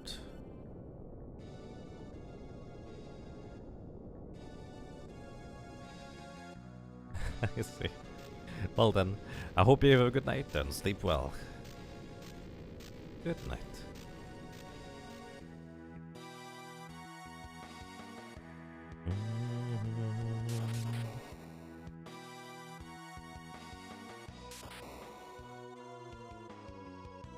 You think the 2 out of 16 and 3 out of 16 are the damage based off the non-heavy hit target HP?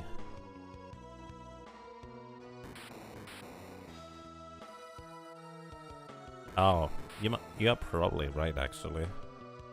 You're right actually. Yeah, never mind. And I guess I still don't know what the chance to...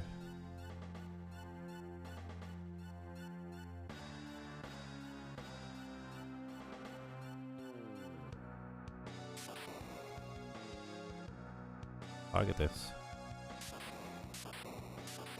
The Apollo harp is essentially the most useful harp since it's magic based and not fractional. Yeah, absolutely. Because you think, oh, 3/16th damage on an enemy? That's pretty good. Yeah, but it's their current HP, so its usefulness dwindles really, really quickly. Plus, it doesn't even work against heavy targets.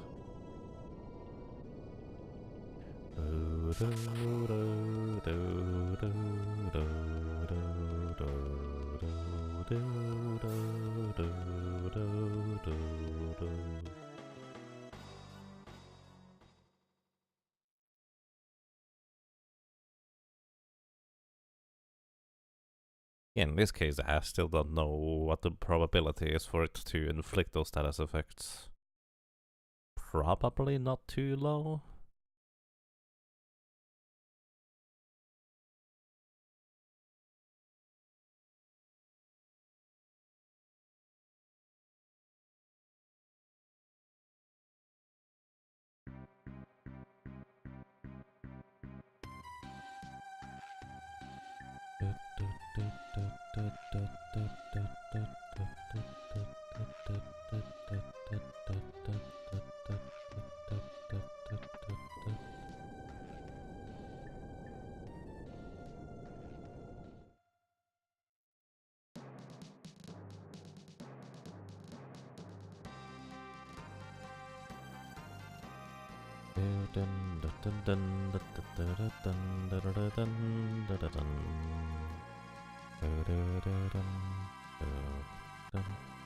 So either way, our options for dealing damage without waking up a target are Geomancy and Dance, because the rest costs magic or MP, and we don't have much MP this low level. Just Johnny, thank you for the host. I appreciate that. And welcome, guys. Hope you're doing well.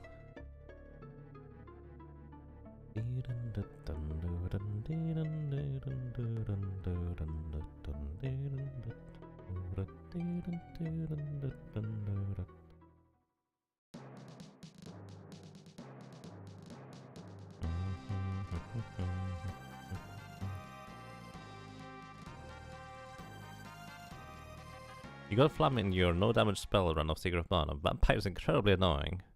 There's no way to hit that boss when it's in the air. Nope. Not with physical attacks, just Johnny. Why did I heal? Oh well, that's okay.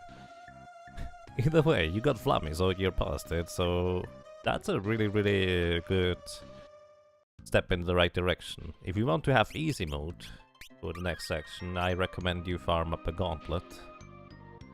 Although, as you might be knowing, that could take a while. If fight lasted forever, it does. Buffy is going to be a lot less bad because you can use the guaranteed critical strikes from lunar energy. So there's that. Elm Gigas. So by the way, fun fact, those Elm Gigas by default are sleeping. Which means unless I hit him, he's not going to wake up.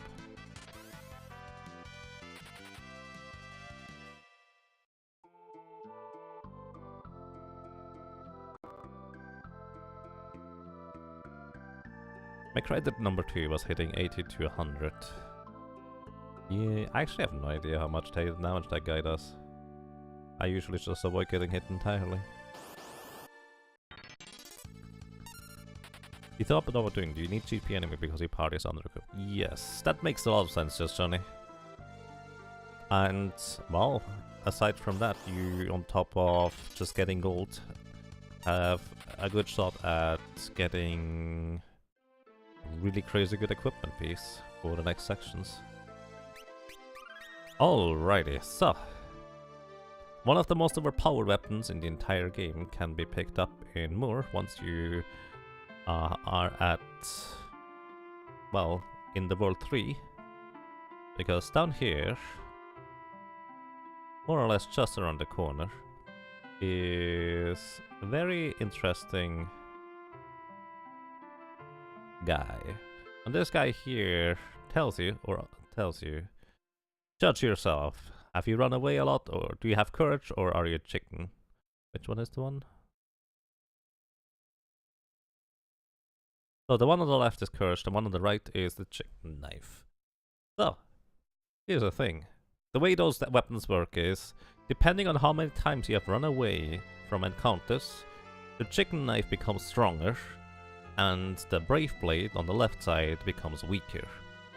So if you just run away like 20 times from any encounters, the chicken knife will probably deal more damage than the brave blade. Maybe not that quite that extreme, but the chicken knife is already maxed out in its power. Once you run out a total of, I think, 255 times, the chicken knife has 127 attack power, which the partisan had 62, and that was pretty good at the time. But this chicken knife is just way insane in comparison. On top of that, it doesn't just have that much attack power now. It actually has even more than that, because it also does not just scale off of strength, but it also scales off of agility, making it even more ridiculously good. How goes Final Fantasy V? Quite fine, thank you. Chicken knife also gives you +5 agility, I think? Or was it 2? Either way, it gives you agility too. So, you know, we did a good amount of damage with jumps. About 1,600, 700, 800 to targets with low defense. And the chicken knife deals 3,120. Which, that's a lot more damage. The downside is that 1 in 4 times when you try to attack with the chicken knife, rather than to attack, you will try to run away from combat, which is annoying in boss battles because, well, you can't run away anyway, so it's essentially just a lost turn. But also, 1 in 4 times in regular combat, if you just want to kill the enemies, you're just gonna die anyways. Did he just...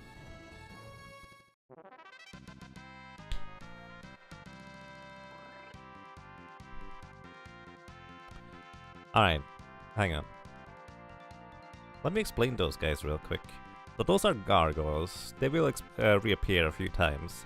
They have like, I don't know, 5,000 HP? It's a bunch. 2 chicken knife attacks would be enough to kill them. The difficulty about them is, if you only kill one, the other one will revive that one. However, when you bring them to low HP, they have the chance to use transfusion on the other guy to heal, or to kill themselves and heal the other guy to full, meaning it would be a bit unfortunate if transfusion, if they did that, because then they just revive each other and it goes on forever like that. But for some reason they decided to just both use transfusion.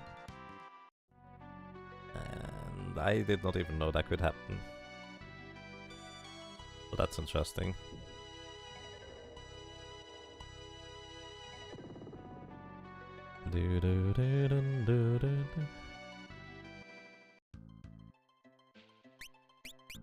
Alrighty, and here we're walking through the pyramid. The pyramid itself actually does not have any bosses. It does, however, feature a few rather strong enemies overall. That's once again getting increasingly more and more difficult to run away from. So there's two paths you can choose initially in this section here. Going upstairs is the way to just go to the pyramid. The other path leads you eventually to an accessory called the cursed ring. The cursed ring, what does it do? Nothing. That's not true. The cursed ring gives you actually a ridiculous amount of physical defense, but it also puts the doom clock on top of your head, which means it's almost completely useless since you never really have much of a use for that much physical defense for whatever reason. It's not like the cursed shield in Final Fantasy VI where eventually it would turn into a good accessory. This one is just weird. I might got glitched. Uh-oh. Monster in the box. So I don't remember which boxes are containing what. What I do remember is that those cursed ones, they like to use the Dance of the Dead. No, actually, those just deal a lot of damage. I think.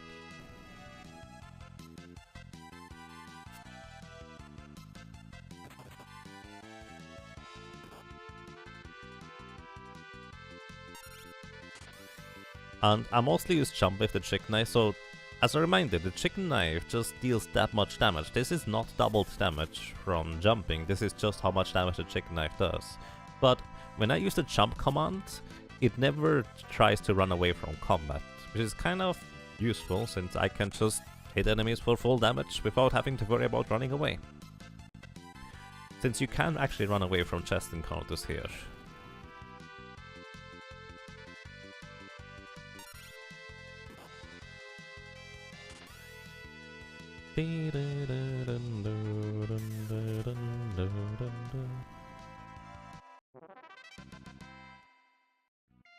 Get a flame shield. Nice, that's exactly what I was looking for. So there's various other chests in this area here. Most of them contain dark matter. Dark matter is exclusively used as an alchemist mixing ingredient.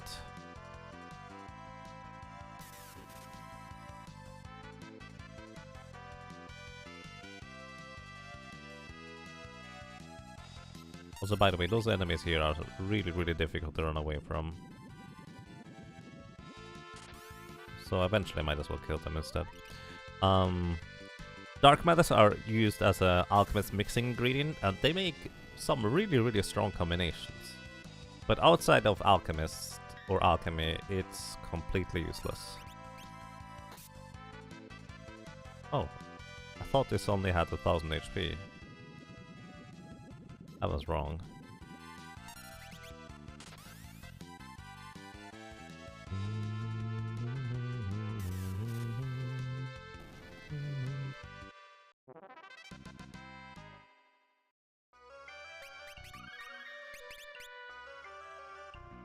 No, I did well over 1000 damage. So it definitely has a bit more HP than that. So here we have machine head enemies. I would kind of prefer to not fight them, but kinda difficult. One of the tricky things about them is that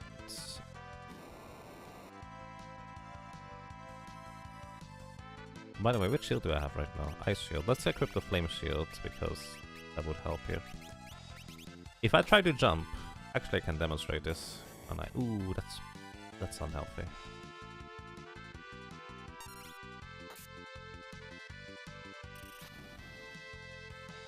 I need to kill this guy quick. So if I try to jump on those guys, they have a jump defense mechanism, so to speak. And that's pretty unhealthy if we get hit by that. I try to avoid them, but they do eventually track me down, so it's pretty much impossible for me to avoid all of them. What I can try to do is just kind of lure them all into more or less a corner. And only fight like 2 or so. As long as I'm not facing them, we don't encounter them.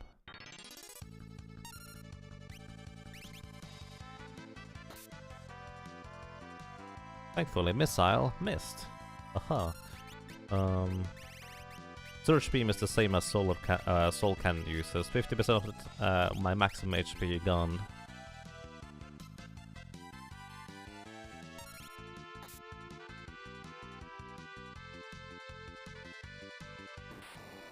And that's really unhealthy. Master Bomb inflicts HP leak status, always deals about 300 damage.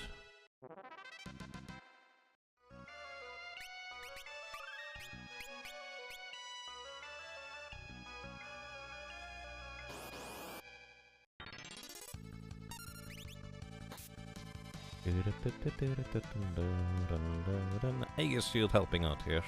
Missile deals 3/4 of my current HP in damage, so that would be really bad if he used Missile and then followed up with Surge Beam. I would be pretty much straight up dead. Wow, there is the block jump in here. Let me actually demonstrate the jump real quick. Oh, he actually didn't do it. Oh. I guess I thought he would always automatically react to the jump. I guess he doesn't. By the way, those enemies here, those asbestos snakes, they're actually undead.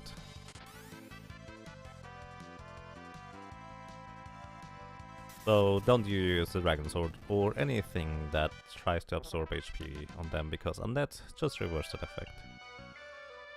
So, there is actually an elixir on the side there. I would like to go and grab that, but first I have to deal with those guys here. The dangerous things about those mummy is, on one hand, they actually deal a pretty substantial amount of physical damage, so they are not to be taken too lightly. But also, once there's only one mummy remaining, they can use Dance of the Dead and instantly kill me, because they can do that. Let's hope that doesn't happen. Alright, we are good for now. Let's hope that the Phoenix Down doesn't miss. Okay, we are fine.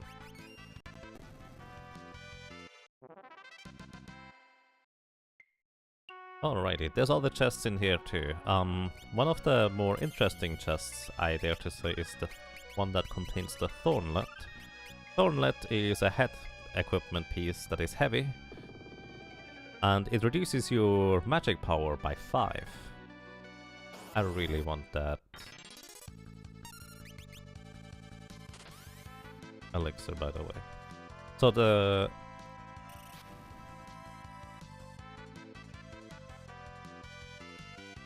Thornet reduces your magic by 5, or magic power by 5. Which, if you actually have too low or have low intelligence like a berserker, you can underflow that value and suddenly have ridiculously high magic stats. Which is also what is used when you have a berserker and with a Gaia hammer. You deal like 5000 damage to all enemies that are not immune or resistant to earth element with a Gaia hammer and that kind of combination.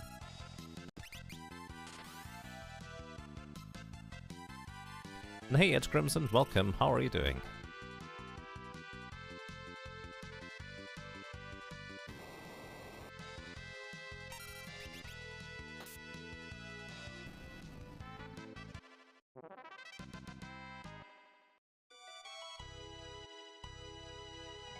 That sounds awesome, Edge Crimson.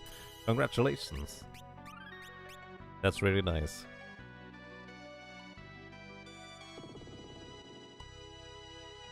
Yeah, that sounds really nice. Oh, this was an elixir. I don't know what the one on the right is. The one behind through the sarcophagus. Oh, it's another elixir. Nice. I definitely want that. The one behind the sarcophagus is the Thornlet as mentioned. Also, by the way, Thornlet always has HP leak status on you, so you continuously lose HP. So not the greatest. It does have pretty decent defense and prevents you from getting put to sleep. The chest on the left there is a black robe, which increases your magic power by quite a bit, so it's pretty much the best piece of equipment for dealing more magic damage as an armor. There's various chests on the right side here.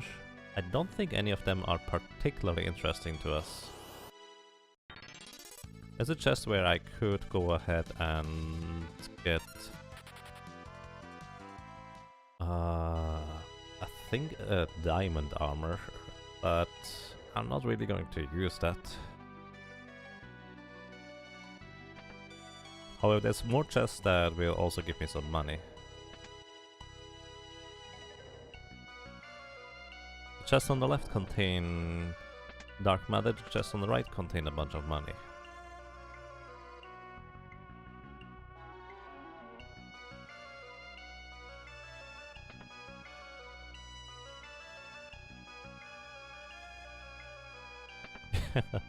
Nice, Edge Crimson. I wish you good luck with that. Actually going to just attack physically, because the 1 in 4 chance to run away is actually pretty good here, because I do want to run away.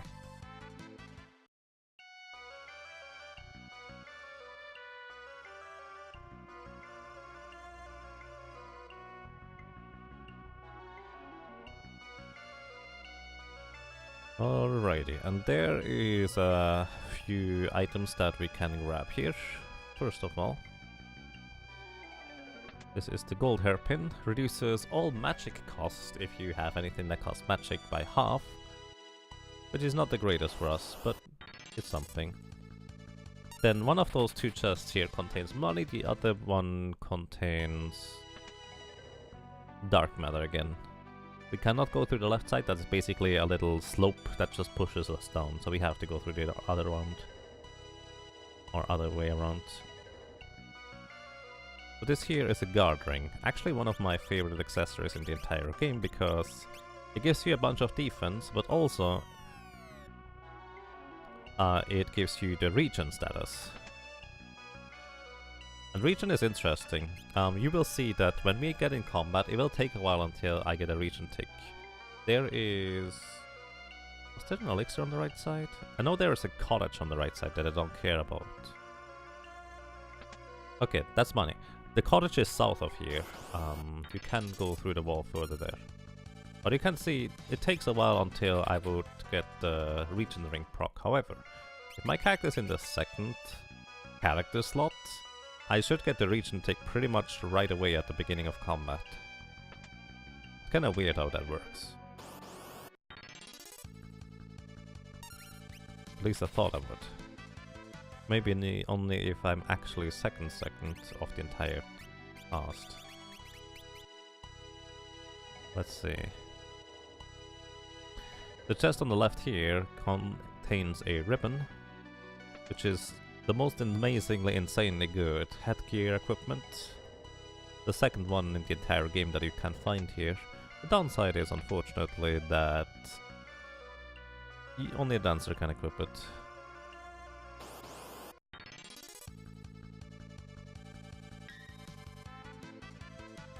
I don't think the regen kicks in on a back attack.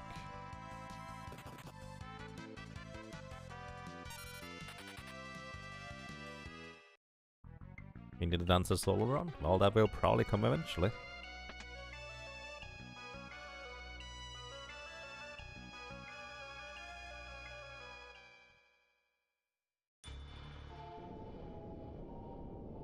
You have a fully working Final Fantasy VI randomizer program with graphics included on your GitHub now. Interesting. What does this randomize, Edge Crimson? That's pretty awesome.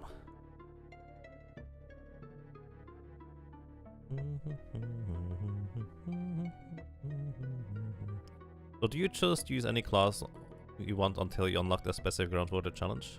Oh no, actually, what I do is I use a cheat code in order to use the specific character class.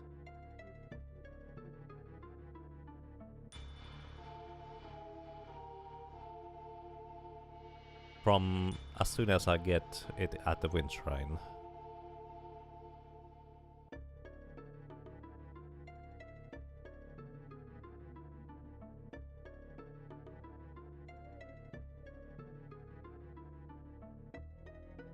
Yes, essentially, let's say you want to start with a ranger. Ranger you only get after unlocking it at the fire crystal, so you would have like 5 or 6 bosses that you wouldn't get to play as a ranger if you want to just play it with that. But I just used the cheat code in order to unlock the ranger earlier on and then go from there. That's all.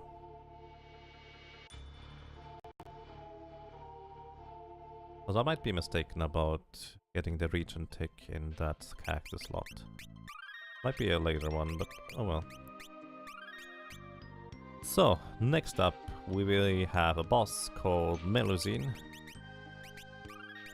And let me actually think about this one real quick. She is usually rather annoying.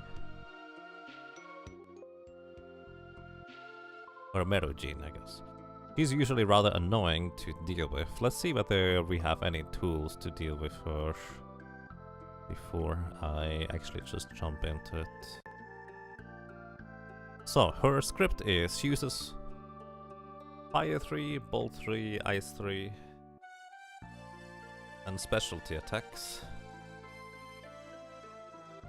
And also has really high defense. The thing is, she's always weak to one specific element, fire, ice or lightning. But we only know that she starts being as weak to fire. But we don't really know whether she is going to be anything else aside from that. So I think what I want to do is I want to stay in the back row and just keep repeatedly jumping with the guard ring, hopefully keeping me alive through region ticks. Although that's not going to work too well with jumping, is it? And yeah, she does a load of damage with her spells. And if I use a wall ring to bounce them back, she will just heal. How much? And she has 10,000 MP. So this would take a long time to run her out of magic. Although it's technically possible. So my hope is that the chicken knife actually ends up dealing enough damage to defeat Melusine straight up, even though she has really high physical defense in most of her forms. There's actually a form where she is immune against all elements, but you can, as a matter of fact, deal a lot of damage physically since she has 0 defense. So we just hope for the physical defense form, I guess.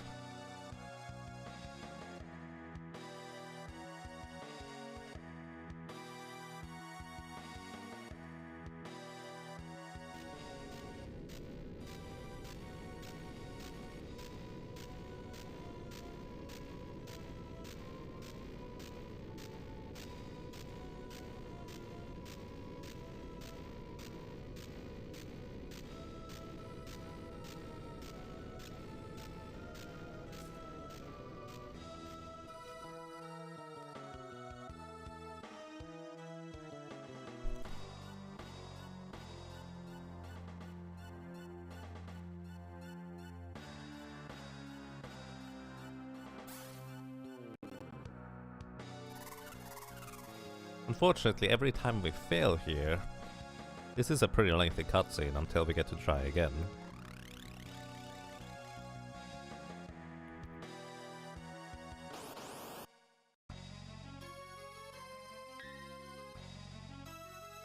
Alrighty, let's see how well, or not so well, this will work. So she has only about 20,000 HP, so 20 jumps will do the trick.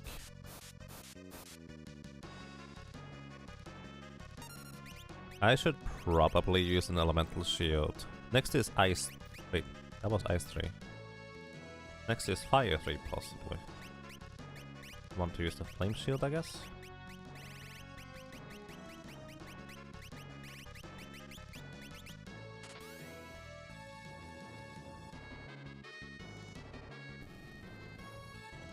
What? Some bosses do really weird things when you jump.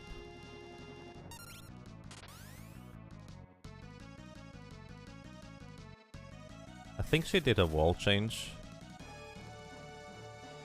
which means she changed her weakness.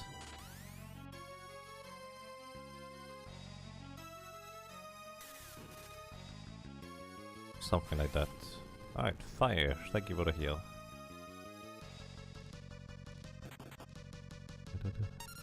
Her sprite is something. Yeah, you could say that. It did of course get changed up in the Game Boy Advance release, and also other releases for that matter. Oh wow, already. She did do the wall change, which means she is now weak against physical attacks. Which also means...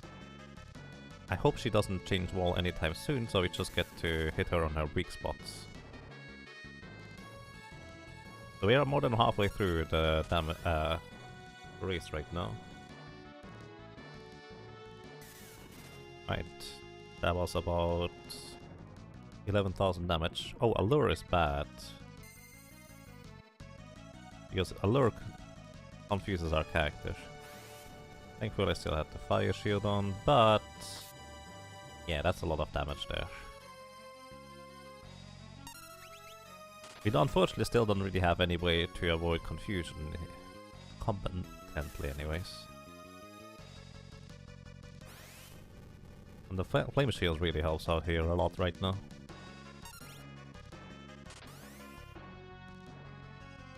I've been really lucky that she just mostly hit with flame and didn't use anything else for that matter.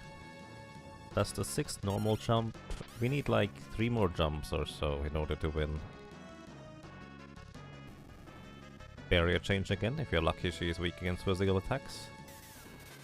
She's not, but that's okay.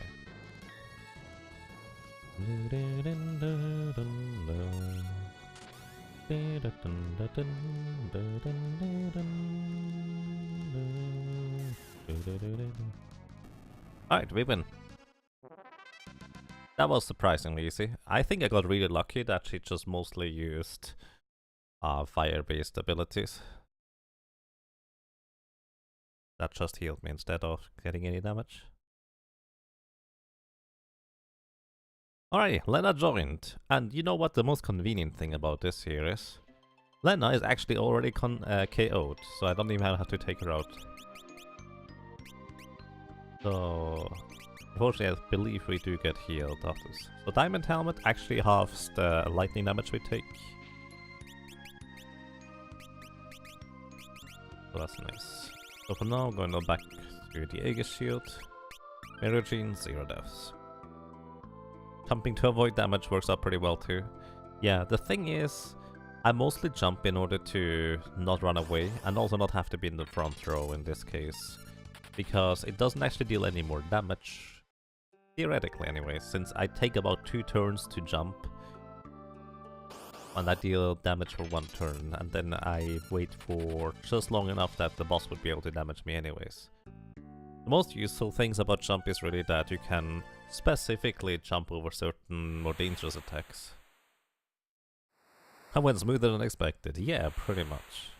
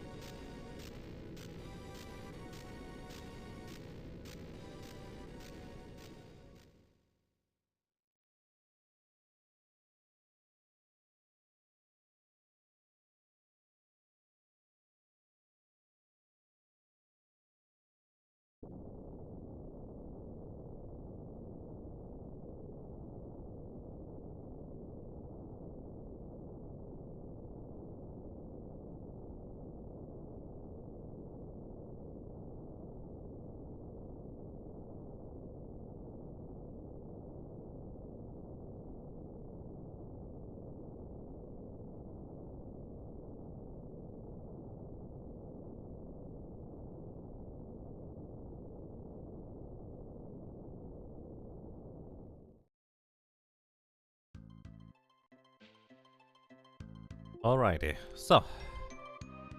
And after this cutscene, I kind of need to decide what exactly I want to do. Do I want to go ahead and do some more side content stuff, or am I okay with just running through areas instead? Running away from stuff, that is. Because what I only really want 2 weapons out from the legendary ones. The rest is kinda pointless for me to get. As a Dragoon, I don't really have any other use. What kind of side stuff? So you're supposed to kind of get the other 3 tablets from various dungeons. There's a few more bosses in there. And that stuff, essentially. However, there's not really any benefit for me doing so, aside from beating some bosses, I guess.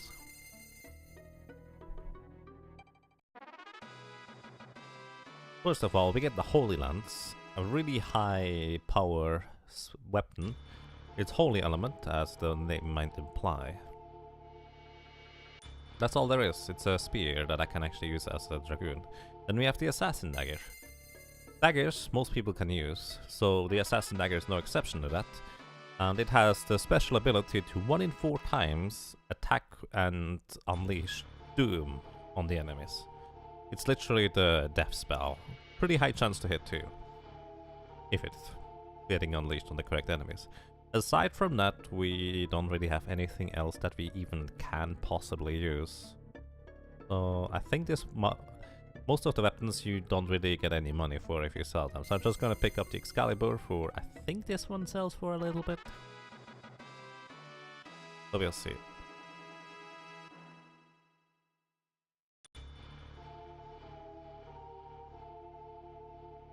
Then we have that Holy Spear. The only other spear that would be of particular note is the Dragoon Spear. That thing is really, really strong.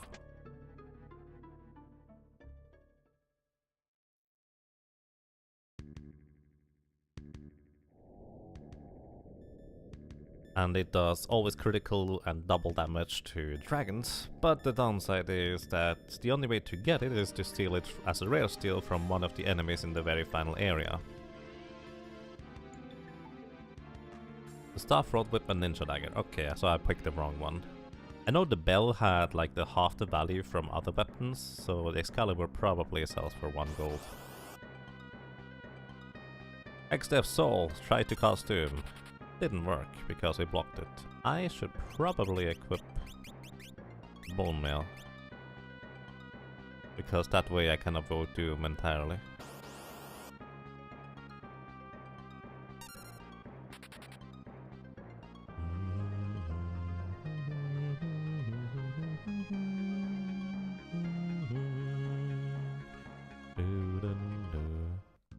One of the bigger downsides, however, is that if I want to go ahead and do all the side thingies, I kind of need, at least in one specific instance, more allies. Because you have to split up your team into, or your characters into 2 teams. And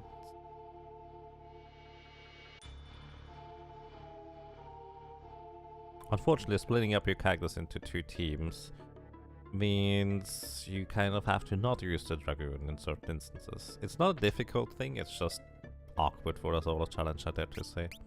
So,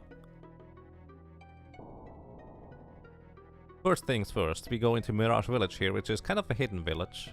There's some clues how to find it, but if you just know it's here, we might as well go here right away. And the first thing we buy is a running shoes. I don't know whether we need a flame ring, I'm gonna buy one anyways. So the running shoes is the most broken accessory in the entire game. There's not really anything that is any better, I dare to say. It's just insanely good, because it gives you automatic haste, and you are immune to sleep, paralyze, stop, and slow. So not only do you have permanent haste status, which is just ridiculously good in this game, but also on top of that, you are immune to the opposing effects. So Crystal Helmet would be more defense, but it doesn't have the lightning haft reduction thing, so I'm not gonna get it. crystal armor. I don't really see any use for it right now, but it's a neutral armor that doesn't have any special things attached to it with good defense. Maybe I'll want to use that sometime, I'm not sure. I don't think there's any particular weapons I would want to pick up. There's always 2 entrances to the shops. Partisan, we already have that. There's always 2 entrances to the shops. One from the front, which essentially tells you the high level items at this point, and one from the side, or a hidden passage one way or another, which sells you also really good stuff. And here we find the Thief's Knife. Thief's Knife has a 50% chance to allow you to try and steal from an enemy while simultaneously attacking. Stealing chance is 40% as a baseline, and then it rolls for whether you get the rare or the common steal, if you are successful on the 40% chance. Nothing else influences it, aside from having a Thief's Glove, which is an accessory that only thieves can equip. Pretty much. So if you want to go ahead and fight more bosses, this would be one place where we can do this. Oh yeah, and we need to deal with those clowns again.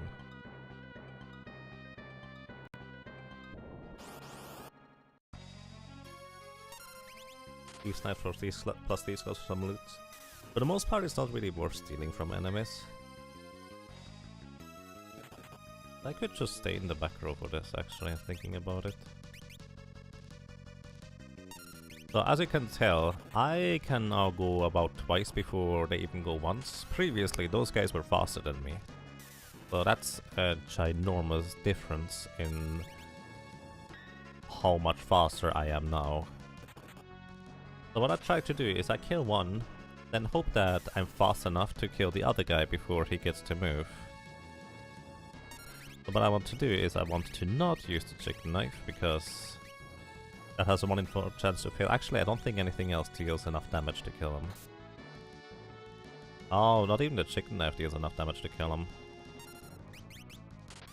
Rip. Either way, I'm fast enough to just kill them before they can revive each other.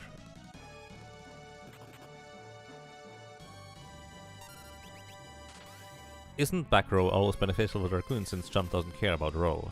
I mean, yes, but at the same time, if I want to just physically attack because I want to be faster, right here I would want to be faster, then front row makes more sense, because it deals more damage. Plus, just kind of time-wise, generally speaking, maybe sometimes I don't want to jump because it just takes that much more time.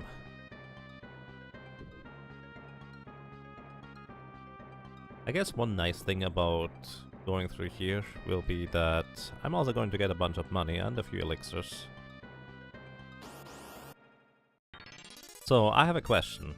Should I just generally decide to tackle the side bosses unless it's silly for one reason or another?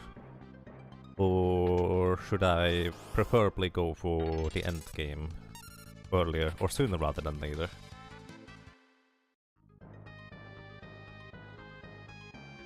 What is your opinion on that? Like, I agree that more bosses is usually fun, but once you get the haste boots here, the strength of the bosses is...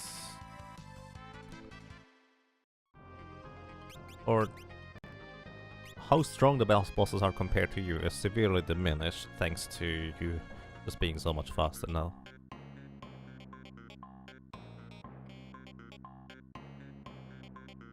Life is precious in a solo character, it is. Most of the time you don't really have to care though, which is nice. How do you decide for the party for the Fork Tower? So, how Sola, probably one of the more prestigious, I guess, solo character challenge completionists,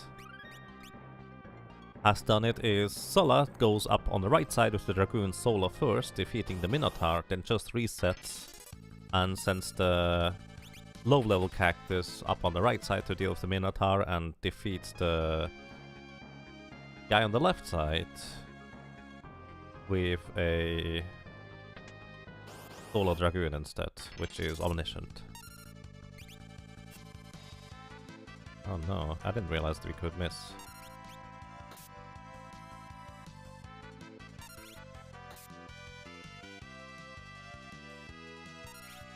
I get so many hits in before he gets one attack. Crazy. So, I picked this up because this is a guard ring. I don't really have a reason to pick it up aside from it's a lot of money, and we can actually buy elixirs now for 50,000 gold each. That's a lot of money. But at the same time, might as well do that since we are not going to invest it anywhere else.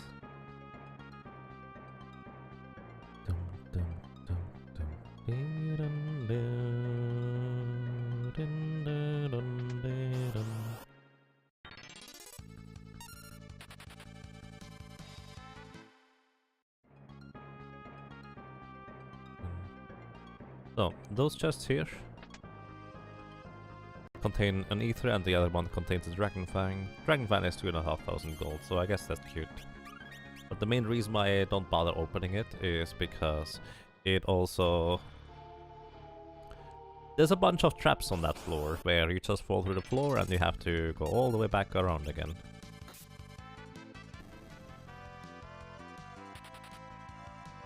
Hey! Hey Frog Mary, welcome, how are you doing? Thank you for saving the frogs. Frogs are friends, not food. Here's a circlet, one of the best headgear equipments because it gives you a bunch of magic power and I think it also prevents confusion? Either way, it's really nice to have.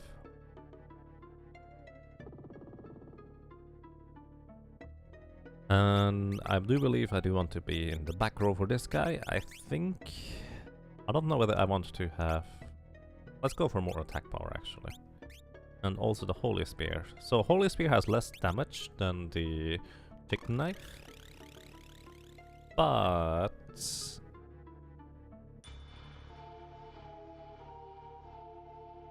since the damage is doubled when I jump, it might actually be comparable. Let's see. Stalker, only one of those four is real. The real one always starts in the bottom left. It's actually about the same damage as the Chicken Knife. Slightly more, I would say. So what I'm gonna do is, I'm going to use the Chicken Knife anyways, because it also gives me more agility, means I get more turns in a shorter time frame. I'm gonna do this. So, the thing is, I don't know where he is going to. This guy only has 20,000 HP total. So, I just jump onto each one of them until I find the correct one. They can change the real one can change his position.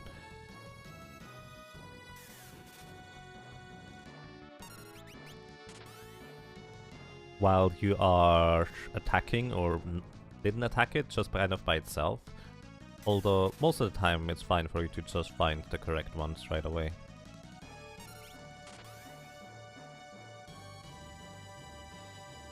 So those stalkers are actually pretty mean if you try to decide, you know, you can just use an area of effect to hit all of them. Well, they counter area effect damage with pretty nasty counters. So you kinda don't want to do that. Your best bet to defeat this guy actually is to either use a really high damage ability or attack just on the bottom left guy as soon as you start the battle, because we'll always start there. Or alternatively, what you can do is you can put him to sleep. Just put the bottom left guy to sleep, cast a bunch of spells on it, and kill him that way too. So we have 3 jumps so far. I think 2 more will do the trick in order to kill him.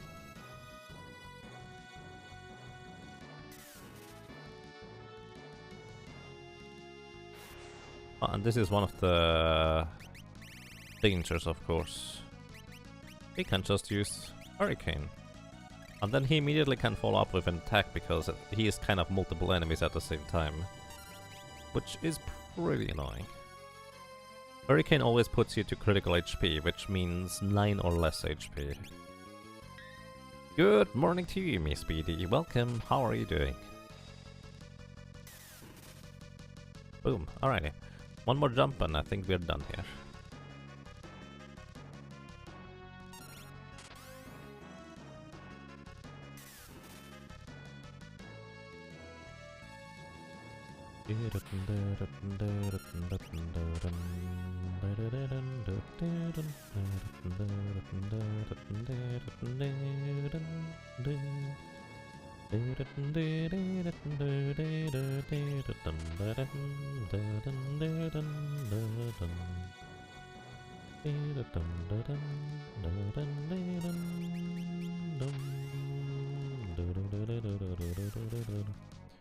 Boom. Oh, he's not dead. I was wrong. But he doesn't have much HP left, I know that much. How much? Probably enough for me to just do more jumps rather than anything else though. I was thinking, hey, maybe I could use the Dragoon ability, but maybe not. Oh, by the way, he also can use Mind Blast, which inflicts Paralyze, but we are immune to Paralyze, but also HP Leak, which means we just continuously lose HP. And then if he then hits a Hurricane, while we continuously lose HP, then that's pretty much game over. And at this point, we win. We just wait until the other guys realize that they should be disappearing, and that's that. The thing is, what can possibly happen is that those guys just still attack a bunch of times, so you're not entirely safe yet. But this gives us the first out of the 3 tablets that we still would need to collect. And also allows us to enter now the Twin Tower. So I think I'm going to do this the same way as let us just send the Solar Dragoon up the right side, just kind of to prove that, hey, we can deal with the Minotaur with a Solar Dragoon. Frankly, in my opinion, it's not even necessary to send up the Solar Dragoon on the right side, or just kind of most solo characters on the right side by themselves, just to prove that, because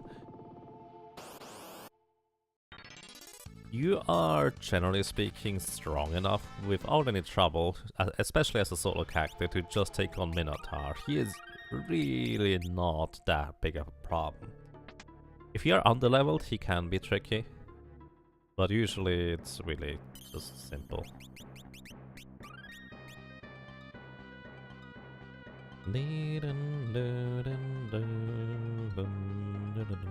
The bigger problem will be Omniscient on the left side. Omniscient on the left side is an encounter where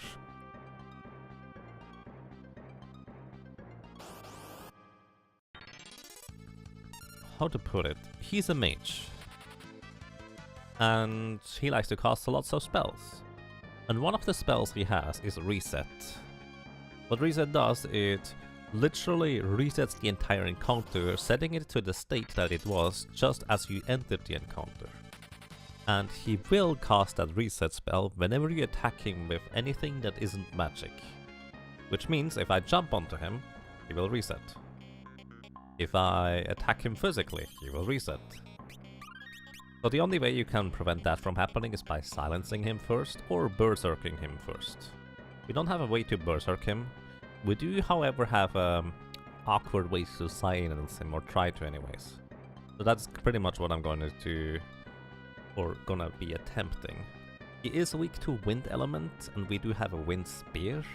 I'm not sure how much better that would be than just attacking with a chicken knife though, since this wind spear isn't that strong.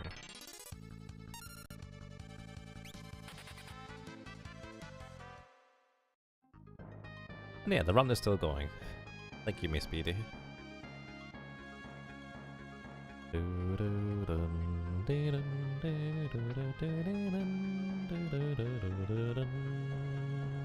I'm just visiting all those rooms here, because this allows me to grab the chests, including elixirs. I need elixirs. Also, I'm contemplating buying more sprint shoes, just because that would allow me to also give the sprint shoes to the cactus to deal with the Minotaur instead, which is going to make this a lot easier. Oh wait, I activated the wrong switch. I need to hit the right one. Now I need to hit both in order to get back. I'm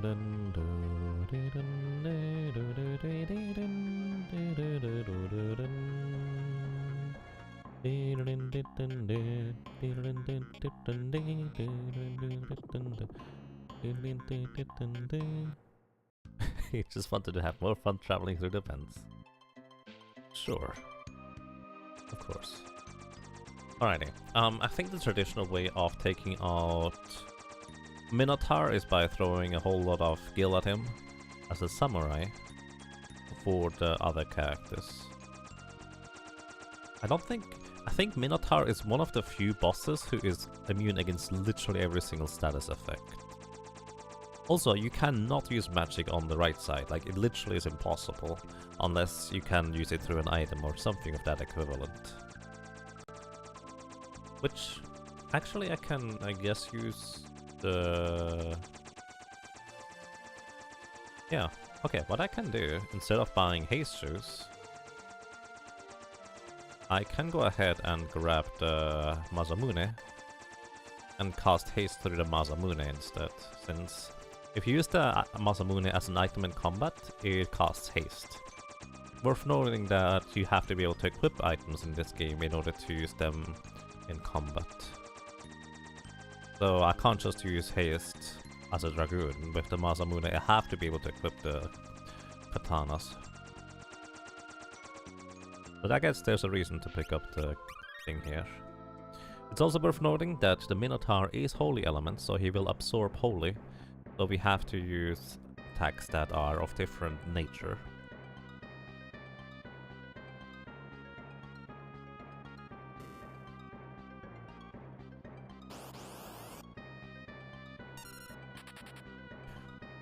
Thankfully those X-Death Souls are easy to run away from, but I think I want to go back and equip the Bone Mail because their instant death moves should not hit me if I do that.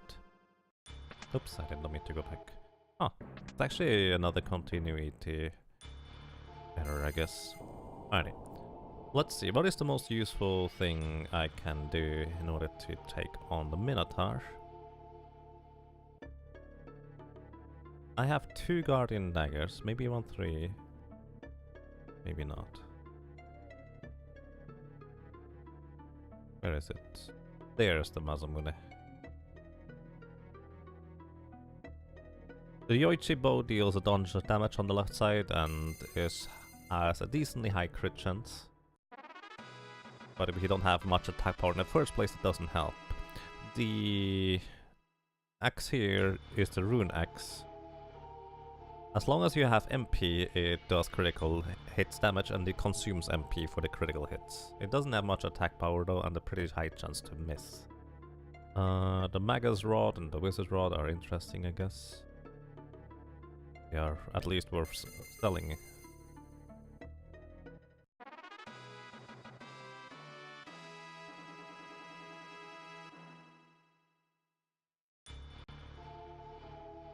Apollo's Harp is actually super effective against dragons, but, well, we're not fighting a dragon. The Sage's Staff, I think if you use it in combat it casts Revive, which may or may not be useful. I'm not entirely sure whether it does that. Sage Staff.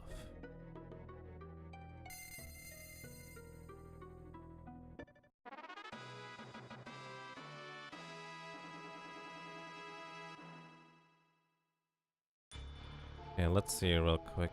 Oh my god, Panda, Leviathan, Trier, Odin, Merugin, Minotaurus. Yep, Minotaur is immune against literally every single element. Did I pick up 3 items already? I did. So the main reason why I came back here is I wanted to have the Masamune to cast haste in combat. For the low level characters, to make it easier against the Minotaur. We probably don't even need that. I'm going to go ahead and sell stuff in order to have more money, mainly to use for guild toss. Actually, let me just read up on how guild toss works real quick. Again, we only use those characters just because the game forces us to use separate characters. But I will prove that the Dragoon can take on Minotaur pretty easily. Guild toss. Damage parameters. Okay, attack is level plus 10, so it will be level... It's going to be 11. M is 150. Defense equals defense. So actually, how much defense does Minotaur have? Oh, Minotaurus has 0 defense. Well, that's why it works. You got wrecked by a rump level 3. Probably should try to level up your abilities as well then. I think that might help. Maybe. No guarantees though. Oops, I did not mean to do that.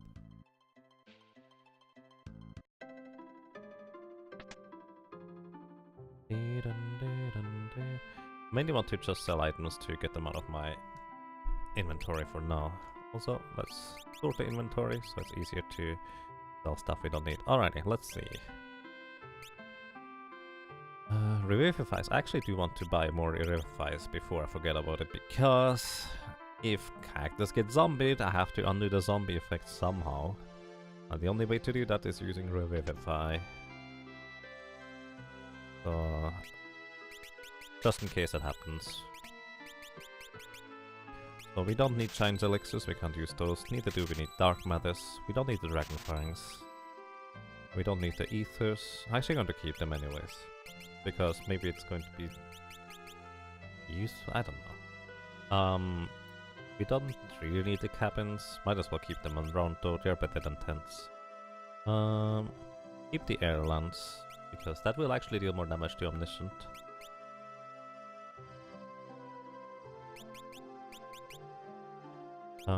Don't really need the Excalibur. Partisan is neutral damage spear, but I don't really need it. Trident, lightning damage, don't feel like I need it. Might have been a horrible idea, we'll see. Morningstar, we don't have use for it. Double Lance, we don't have a use for it. Assassin Dagger we keep. Wind Spear, maybe. I'm gonna keep it for now. Airblade, I don't feel like I need it. Masamune, we specifically got to buy. Excalibur, this is the real one, we just sell. Holy Spear, we keep. Beast Kill, I got to sell. Yeah. Wizard Rod, I got to sell. Sage Staff, I got to sell. Flame Ring, I don't need the gold shields, I could have sold those way before. Don't need the crystal armor. Yeah, we have a crystal helmet if anything. We don't need the mythical helmet. We do want the ice shield. We don't need the gold pin. Alright. That's pretty much all there is. I'm essentially just making sure that we have enough. How many Phoenix Stones do I have? 65, yeah, that's enough. So, the strategy against Minotaurus for low level characters is going to be pretty much the same as against Antlion. You essentially just revive each other until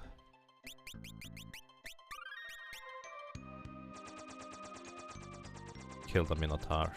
But as mentioned, first things first, we will go ahead and defeat Minotaur as a solo Dragoon, just to prove that we can do it, and then we go solo Dragoon on the left side, which I need to figure out how to do that.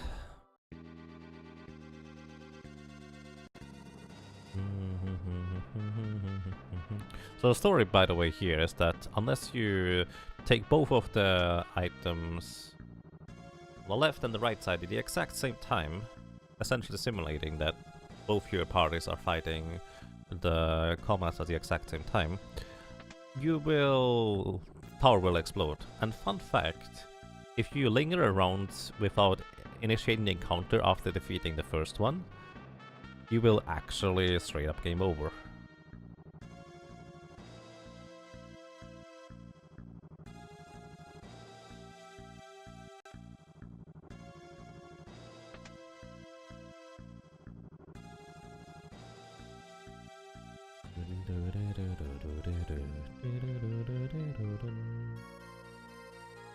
So, unfortunately we kind of have to walk with the left group first in order to trigger the right group to be able to go and initiate the encounter with the Minotaur. We are safe! Hurry! Save the frogs.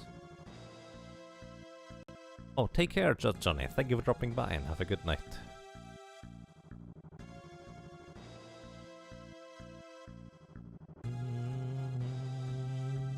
On the left side, by the way, there is a rather curious item in one of the chests that is called the Wonder Rod.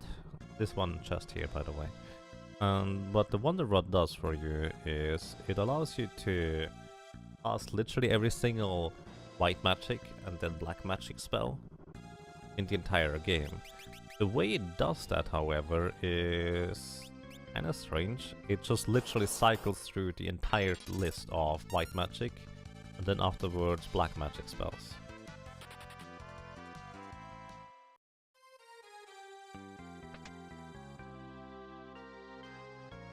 So you start at Cure 1, then you get Antidotes and stuff, all this weakest blue magic, but essentially, if you can use rods, it allows you to, for just once, use a very specific spell from blue or black magic, white or black magic, just once, which can make a huge impact. What I want to do is, I would like to go ahead and put the Ice Shield, because this has higher chance of blocking physical attacks.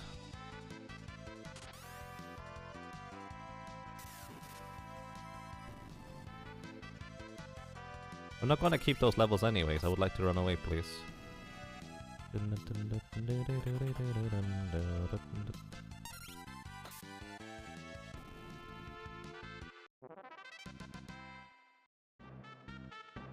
By the way, if you use magic on the right side, in one way or another, they will counter with stuff like Meteor and Almagest, all the big nasty spells essentially.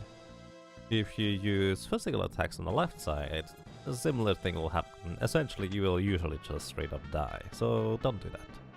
On the right side, for the most part, you can use magic in regular encounters, however, you will no longer be able to use magic in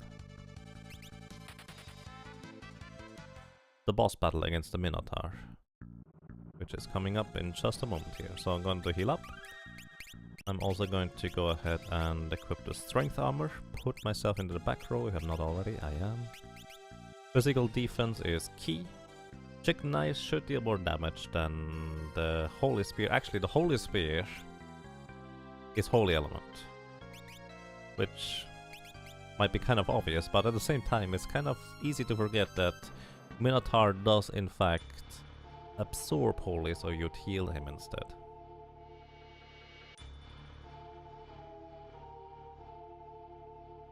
And hey, Philly Bobcat, welcome. E10 goes quite fine. How are you doing? Alrighty, here we have Minotaur. Or Minotaurus. He doesn't do a whole lot, aside from having a lot of resistances and such. He has 0 defense, so he will always deal max damage, essentially. And he tries to cast Holy when he dies. But for 1, he doesn't have a whole lot of magic power, so it doesn't deal much damage. And for 2, well, he doesn't actually have enough MP to cast that.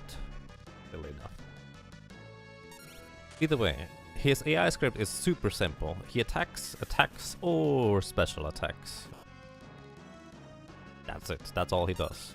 He does react to physical attacks 1 in 3 times with a swing, which blinds your characters. So it can be a bit awkward, but Jump is not considered a physical attack for that matter. So we defeat the Minotaurus. We have proven that a Dragoon can easily defeat this guy here. Now we reset. And go up the other way with the Dragoon. And just send the 3 weaklings on the other side.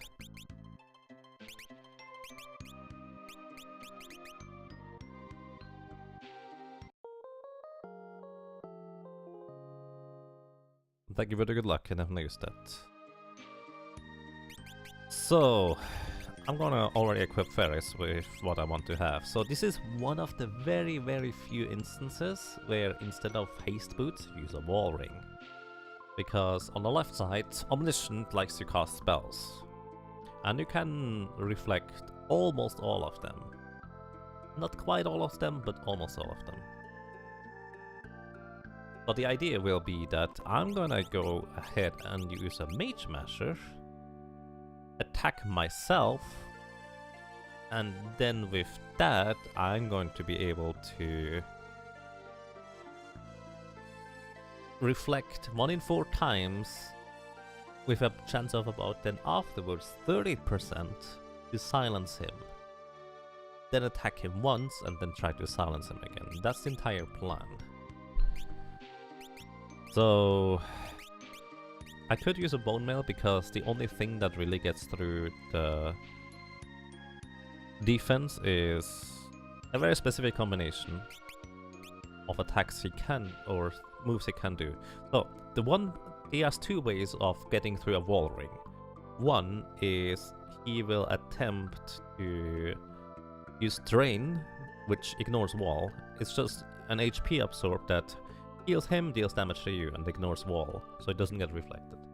But the other one is actually a very weird combination of he casts wall on himself, and then he tries to heal himself, subsequently healing you because it bounces off of him to you.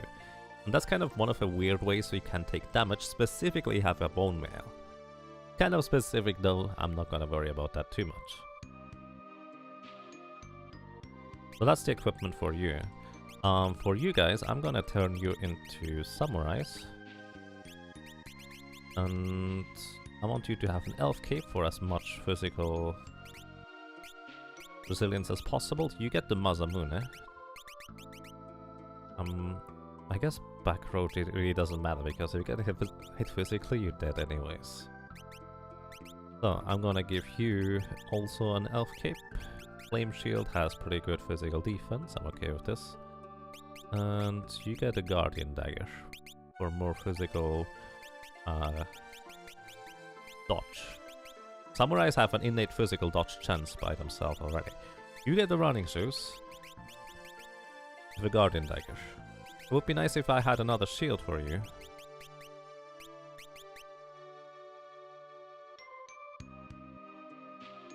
But I keep rather the Aegis shield on you. Right.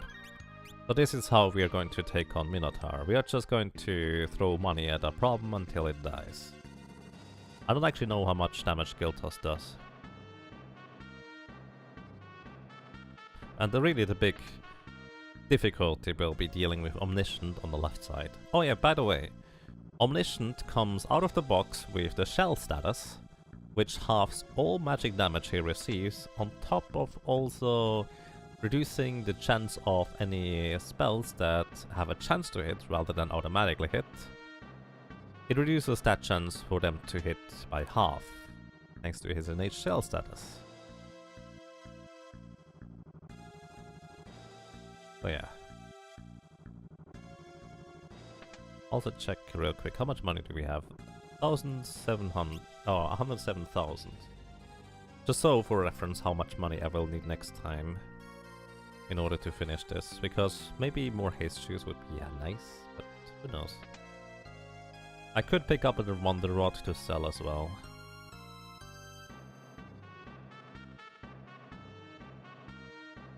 Maybe I should give Butts the Aegis shield.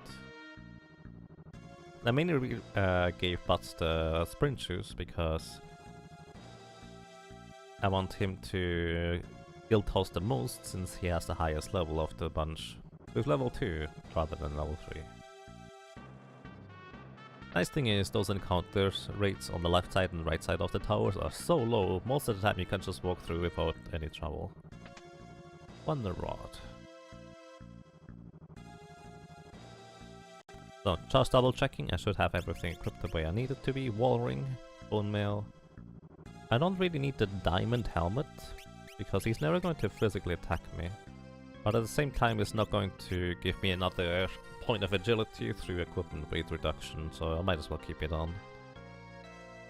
And Aegis shield, because it has a higher chance of blocking cure. Can you block Cure when it's basically dealing damage? I don't remember.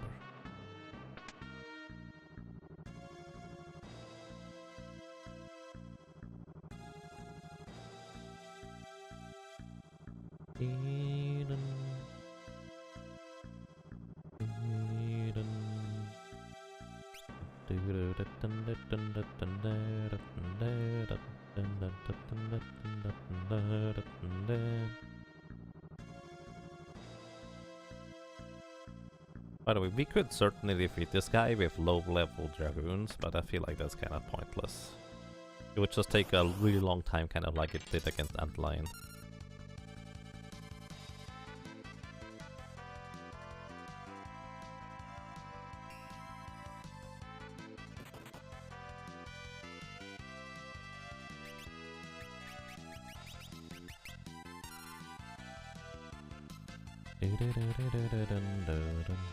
Oh, it took some damage, and then he died.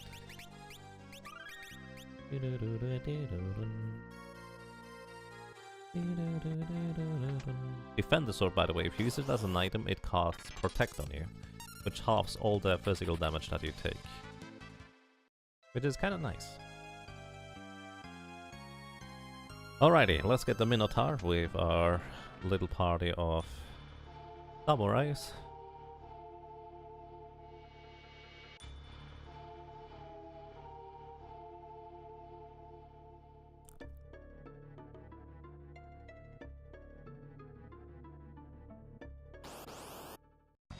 And we just kill toss him. Bonk. Oh, that's actually a lot of damage there. A lot more than I anticipated. Nice. That is the innate dodge animation for Samurai, by the way. Also, I completely forgot that I wanted to use the Masamune as an item real quick on Kara, just to haste us up. 2, 3. He doesn't even counterattack Guild Toss, by the way. It's kind of silly. 4, 5.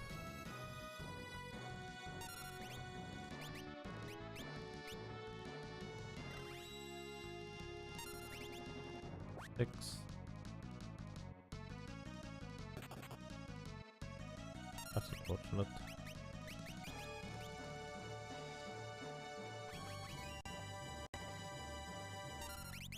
7.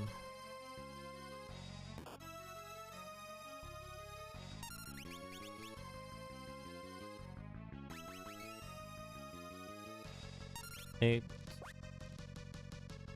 He has 20,000 HP, by the way, so about... Oh, he does counter it, but actually, no, that... I just saw he countered it because he attacked twice in a row. He doesn't usually do that, so it must have been a counter to the Guild Toss. Either way, about 12 attacks should be enough. 9... 10...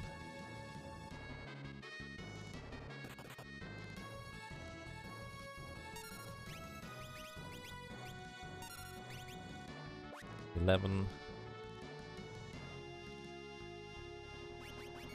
He has a 1 in 3 chance to counterattack, by the way. 12. Holy, the magic of strength. See its power. Holy. You don't have enough MP. What? Unfortunately, they also get a level into Samurai. But that's okay. Oh, alrighty. We could go into the menu, but again, if I wait too long, it's going to be bad for us. So, just kind of to demonstrate, if I jump...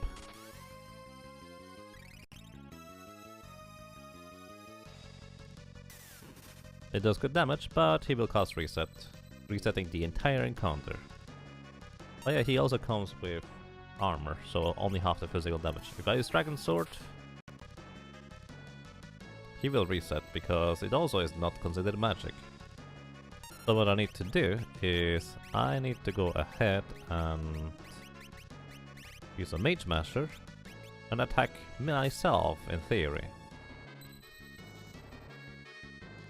Actually, yeah, I should just use that because I don't want to do the thing. Alright, so what I want to do is I use a Mage Master, attack myself, deal 0 damage, but that's okay. By the way, he can slow himself. It's pretty funny, because now he's slow. He can also wall himself and then haste afterwards. Which means I get haste, which is kind of fun. Either way, regen is pretty annoying because he will just regenerate a bunch of HP. Not much we can do about that though.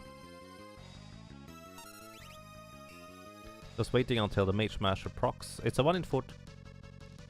Oh, he can also mute himself if we are lucky. It's a 1 in 4 chance for the Mage Master to proc right there. But unfortunately, the chance for us to hit him with it afterwards is not the greatest. It's less than 50%. But as you can see, we are pretty safe from pretty much anything he does. With, as mentioned before, the exception of Terrain, which, thanks to the Bone Mill, we'll get the reverse effect.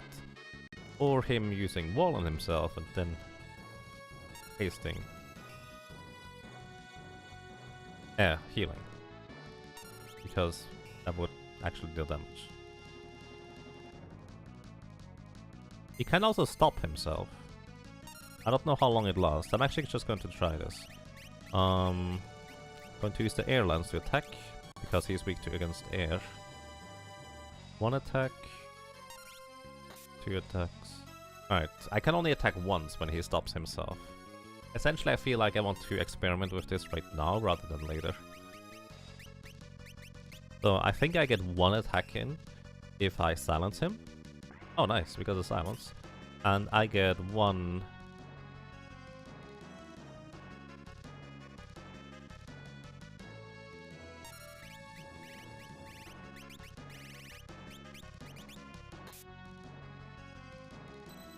Oh no. Okay, I don't get an attack when I silence him. I thought I would be fast enough for that.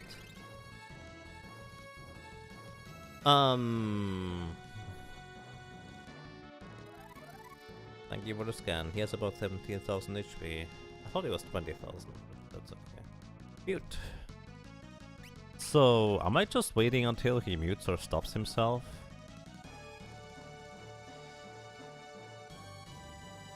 He does have innate regen, so...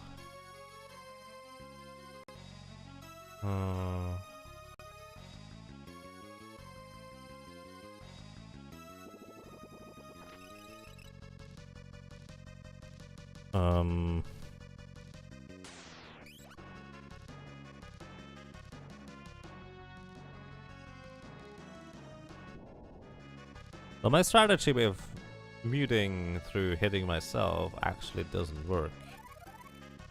Because I don't have haste. Yes. The thing, if we just wait, he will eventually run out of magic.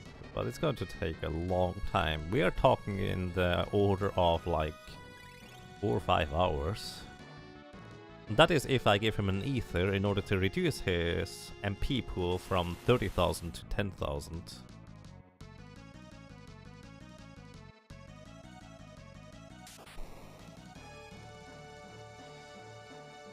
I mean, we could do that.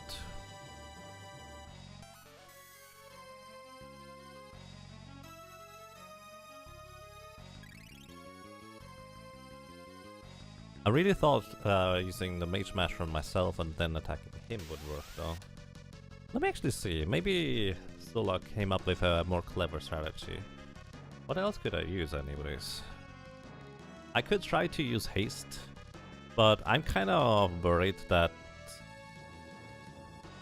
he will just straight up kill me, because I can't reflect his death counter. And he will also cast level 3 spells in the end too. But maybe haste boots with just jumping repeatedly. Well, actually, I still need to silence him first. I don't get to silence him even with haste. Haste, please. Haste, please. Haste! So this is the one way he can actually damage me, by the way.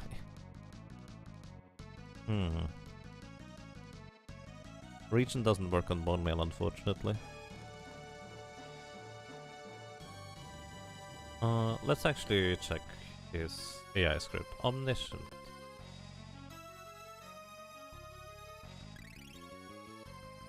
The Omniscient's AI script is... Right now he uses Charm. He could have used Fire 2 or Stop. Now he uses Bolt 2, Ice 2 or Quarter. Then he can use Wall, Drain or Bio. Uses Wall. Then he can use Cure Fire or Slow, which actually deals damage. Scan, Ice or Region. Mute, Venom or Haste. Try Haste. Try Haste. Use Haste, buddy.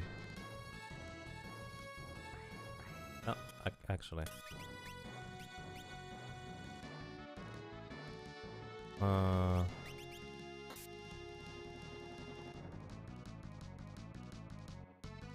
I only get one attack in float. Alright. I was wondering whether if he uses haste on himself, he could potentially haste me, and then my strategy might work out.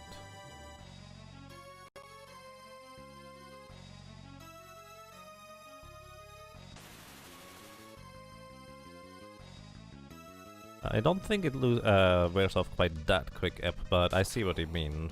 I definitely see that happening, potentially. So, what I want him to do is just mute or stop himself frequently enough that I will be able to get enough damage in before he heals himself back to full, which is rather unlikely. So next turn he can mute again if he feels like it.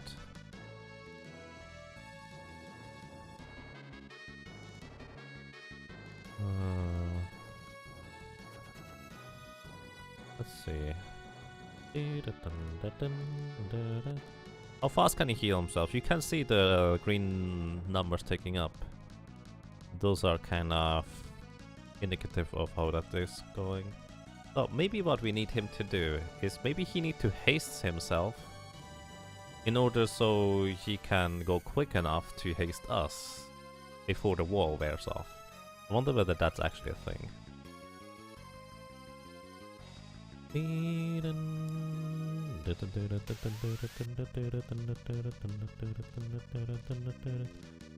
So what I'm gonna do is, on the next stop or haste, I'm gonna give him an ether. Because if I give him an ether, he reduces his MP pool to 10,000 rather than 100,000 or 30,000. Can he poison himself? Unfortunately not. Jeff, thank you for the host, I appreciate that, and welcome to you.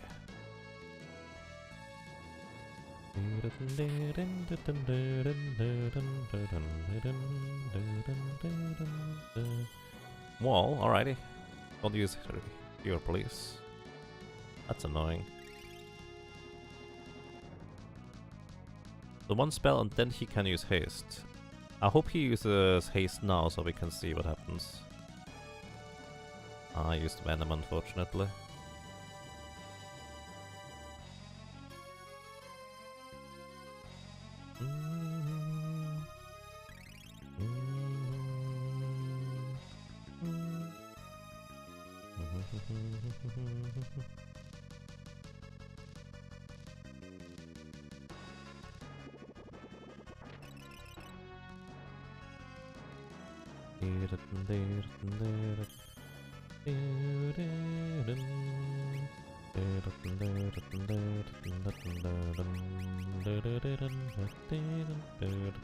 But if I use a potion on him, he is going to... Actually, hang on.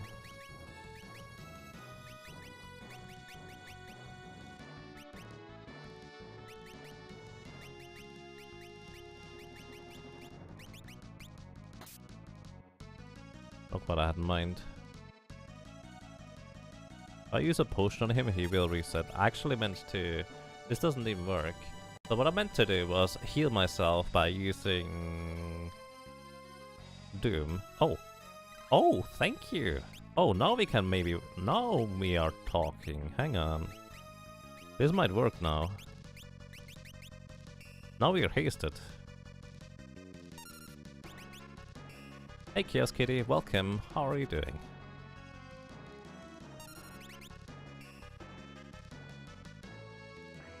Alrighty, he's silenced, and now I'm just gonna use Dragon Sword just to see whether we are quick enough for this. Nice! Alrighty, we can actually kill him now.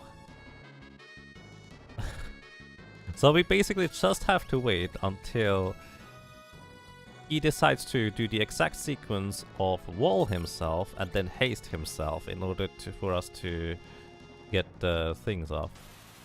What is the matter with the boss here?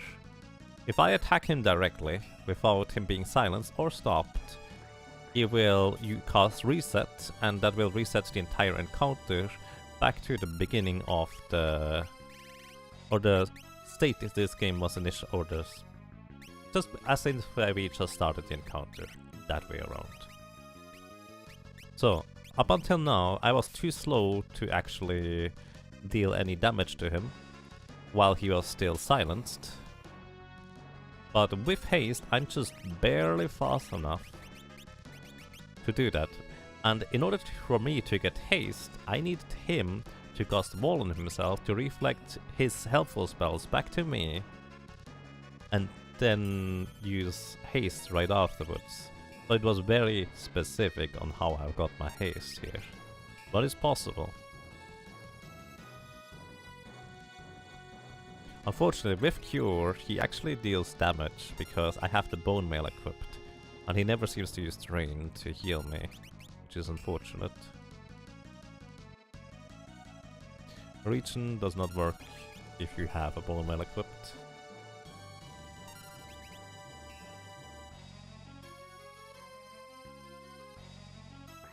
Well, he just shows me how you properly mute the character. I see how it is. I wonder whether I could attack twice. I'm not gonna try.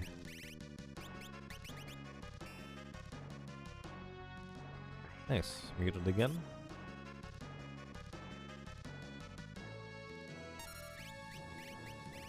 Chicken Knife still has the 1 in 4 chance to not attack at all. But so far we've gotten lucky with that.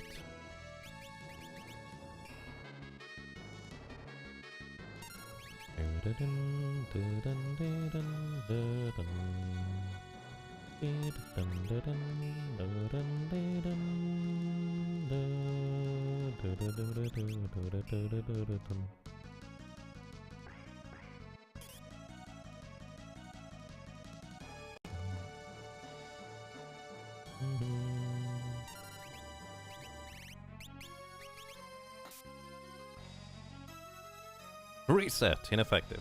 Once he drops below a certain threshold of HP, by the way, he will start casting Fire 3, Ice 3, and Lightning 3. Which essentially at that point we have pretty much won, because he will just reflect off of the strong spells off to himself and essentially kill himself. Which is kind of what we are looking for to have happen here.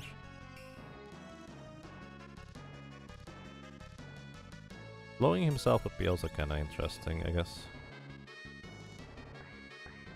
Well, it shouldn't affect the duration of the silence, even if it souls himself. So far we've gotten really lucky with not getting any runaways. Again. So he has just above 8,000 HP left. So we are definitely making good progress here. Takaze, thank you! Thank you very much for the raid and the host, and welcome everybody. I hope you're doing well. Good morning, good evening, good afternoon. How are you guys doing? And what were you doing, if I may ask? We are currently trying to defeat Omniscient here with a solo character Dragoon, which proves to be rather tricky, since if we attack this guy directly, he will reset the encounter to how it was at the very beginning. Literally a reset spell. So what we needed to have happen was he needed to cast a wall on himself, and then he needed to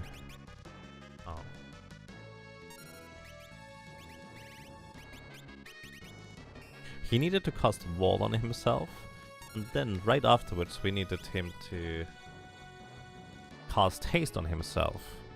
Which essentially now we are hasted, now we are just barely fast enough to attack ourselves, get a 1 in 4 chance to proc a Mage Masher Silence, which has like, I don't know, a 30% chance to land on Omniscient afterwards, to silence him and then attack him once afterwards. The run chance, yeah, unfortunately it's a 1 in 4 chance to run. I could avoid the run chance by jumping, but jump is too long, so he would no longer be silenced and reset the encounter.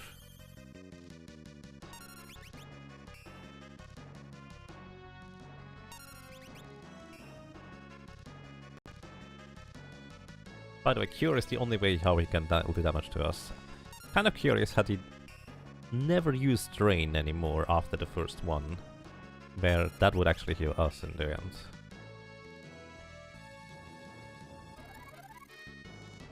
Just under 7000 HP. When is his AI change?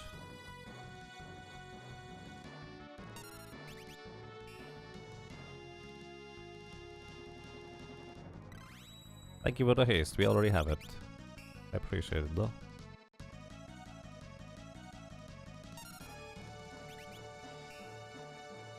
Once he's under 4000 HP, he will change his AI up. Unfortunately, the more time it is until we finally manage to deal damage to him, the longer he has for his regeneration to tick up. And also cast Cure too. Come on, fairies, please land the Mage Masher Silence. Himself stopping himself would also work for one attack. A slow and arduous process. Yeah, still faster than waiting for him to run out of magic. Or eventually kill himself through reflected spells, for that matter.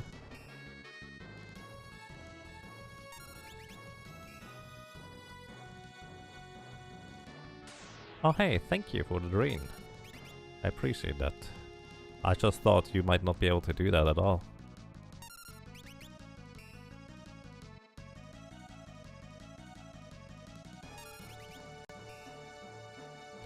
And yes, haste lasts forever. As does slow, for that matter.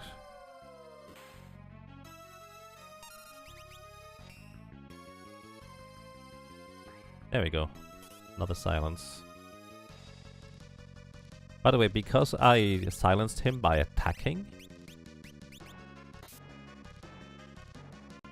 he does have the reaction of, oh, use an attack and hit me with it. So I need to reset still, even though silence is kind of technically a spell. And hey, Lambergeyer, welcome. How are you doing?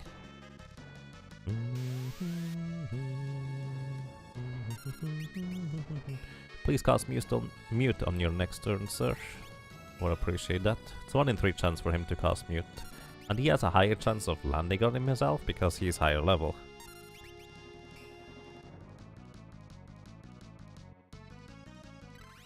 Oh, haste. That's no fun. Haste is bad because he has more chances to actually heal with Cure 1, Cure 2. Theoretically also more chances to use Drain, but, well. Let's see. Next turn is Bolt 2, Ice 2 or Quarter. None of them are particularly interesting. And then Drain, Fire or Wall. So, I would like for him to cast Drains. Ah, he missed with Drain. That's unfortunate. But that can happen too.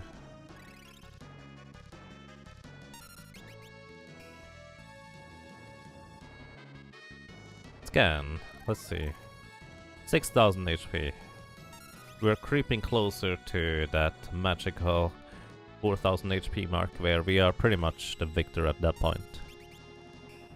Size float, nothing is the next turn. That was actually the nothing right there. Cure 2, Toad and Demi. Don't use Cure 2, please. No. Charm Fire 2 or Stop, please use Fire 2. Or Stop actually, Stop is perfectly fine too. Never mind. Bolt 2, Ice 2 or Quarter. Just don't use Quarter.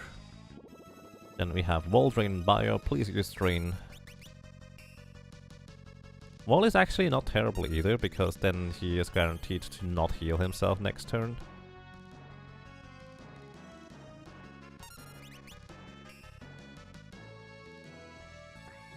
There we go, he finally managed to get another one in there.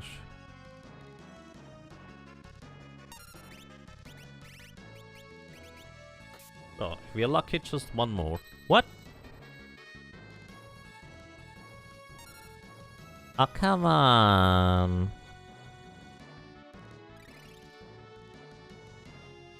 Is it because he's hasted?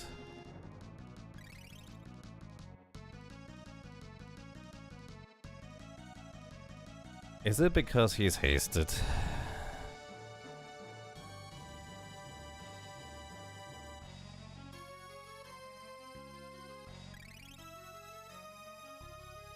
Probably because he's hasted.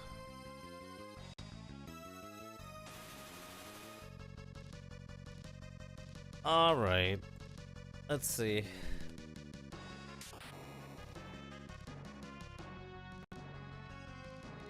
Do we really want to do this?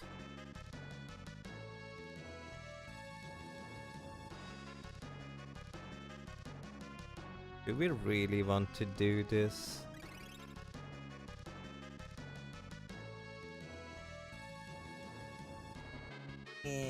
Probably. Alrighty.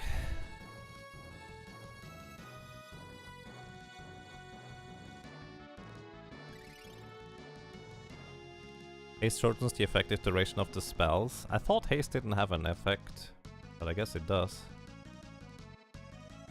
So if he is slowed, you can hit him twice. Maybe.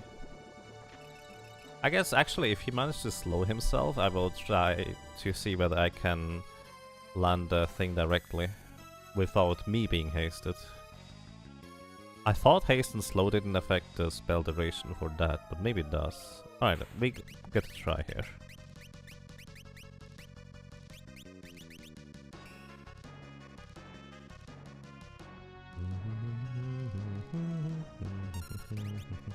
And we were so close too.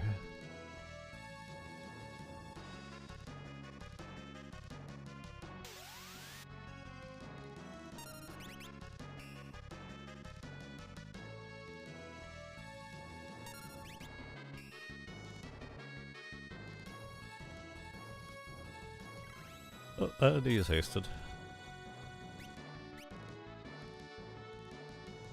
Size float to nothing. Your 2 Totem Demi, Charm Fire 2 and Stop. I actually want him to cast Stop just so I can give him an Ether. That's my Ethers anyways. There it is. Bolt 2, that's not what we're looking for. Wall Drain Bio.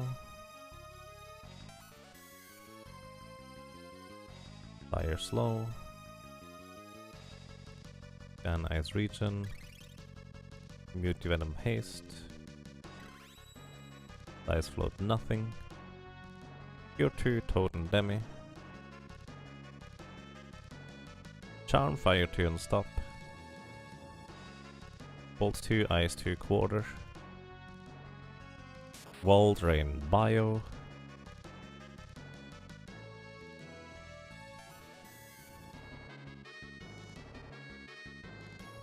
Slow. Scan Ice Region. Mute Venom Haste. Size Float nothing. Your 2 Totem Demi. Charm Fire 2 and Stop. Please use Stop. Oh. I'm essentially waiting until he silences or stops himself so I can give him an Ether to reduce his maximum MP.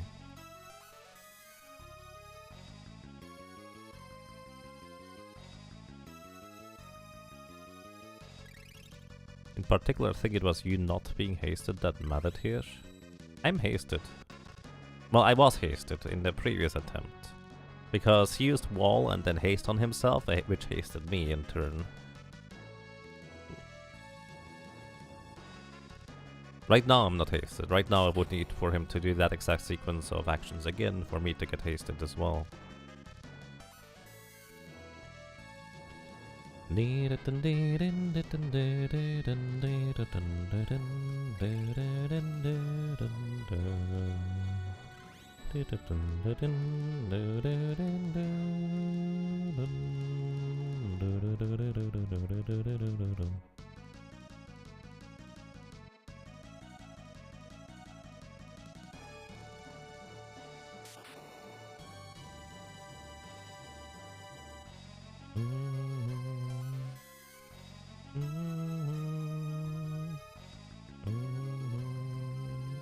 Are we in an AI loop, by the way?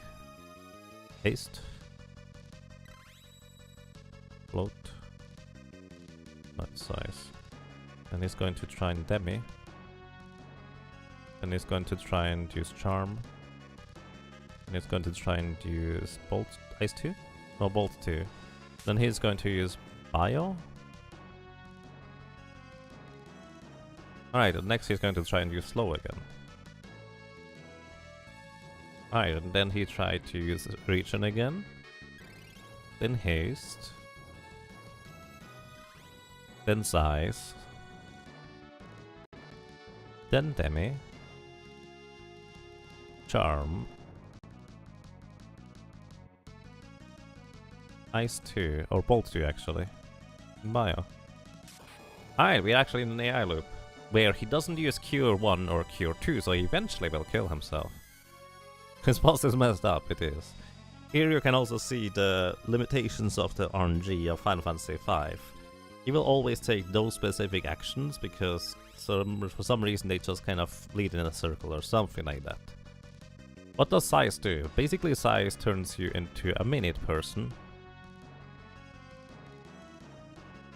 And a minute person has no physical defense, but twice the amount of evasion. And no physical offense, essentially.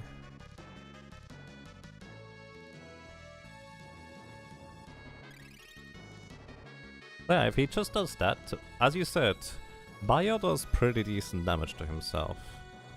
Let's actually try to count how many ticks he gets here. How much damage do we do before versus how many ticks of regen does he get?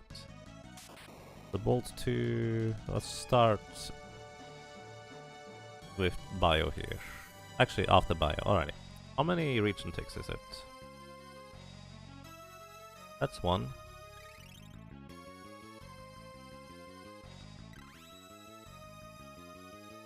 2.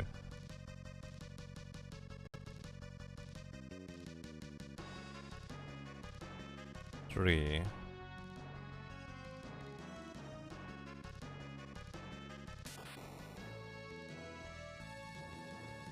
4. Alright, 4 until bio, which means that is 700 HP healed. Bio does 420 damage plus some damage because it increases, does HP leak damage. So it's 420 damage. Plus... actually, he only uses bio and ice 2 as damaging spells, doesn't he?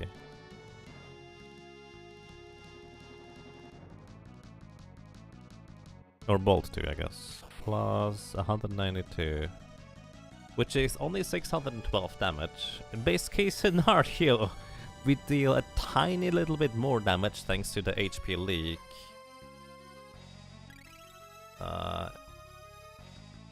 Yeah, this doesn't look promising. Alright.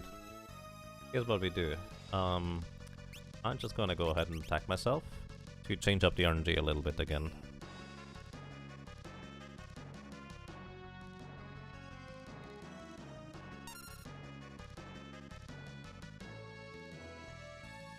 If it's 10 damage a cycle, it's still going to take several hours. Yes. There's drain. Parries, don't block the drain. That's silly. Remove the Aegis shield here.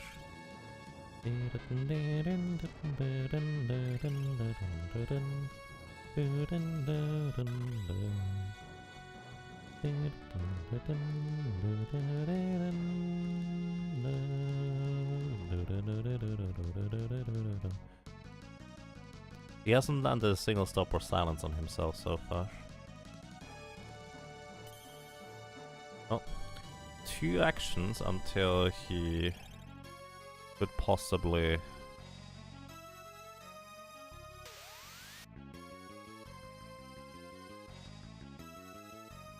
haste himself. He didn't.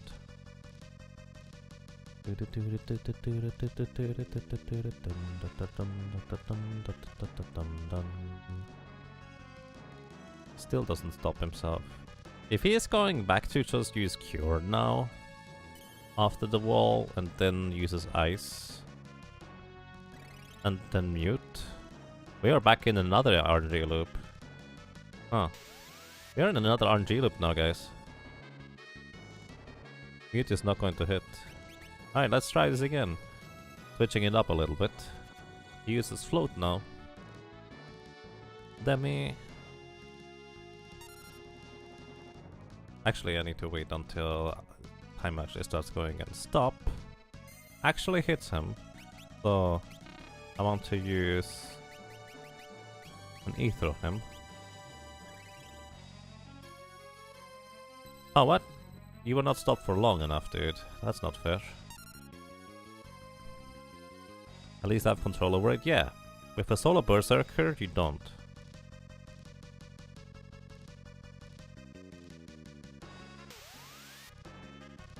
Mute. And yeah, I'm pretty sure you guys are right that haste just reduces the amount of time you are muted and such, which... kind of annoying. Pretty annoying anyways. Up.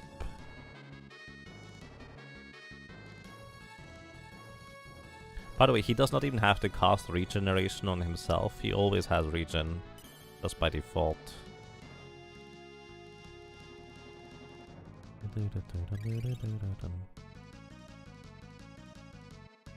Are going to Ice Route now. And then try to mute, but you fail. Nope, it's haste. Alrighty, I guess we can try again. And now we know that we just need to stop as soon as he is hasted and wait until it gets slowed again. Hopefully anyways. Was he slowed before?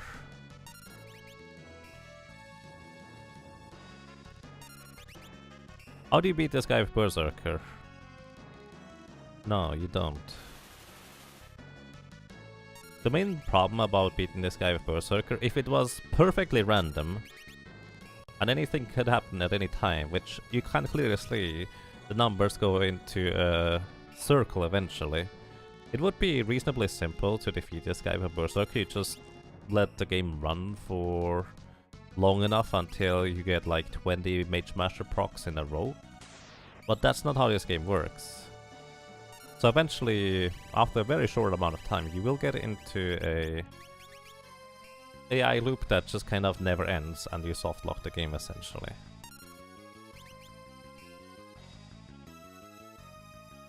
That's kind of how Berserker ends up going.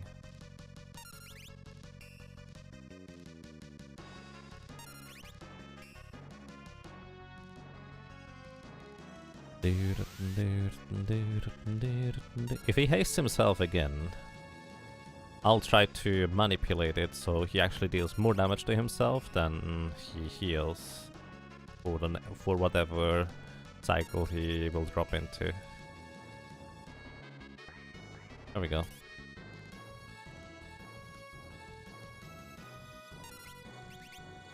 Let's see whether this is quick enough, because he might have been... Oh, fairies! No! So we can clearly see he was literally just casting a spell and it worked. So he wasn't silenced anymore. But that's something I've noticed before already. That he casted the spell right after I attacked him and it worked, but I was still attacking him while he was just silenced. So it might just be like fractional numbers or fractional time things that determine whether I can hit him before he no longer is silenced. Yeah, right there it works.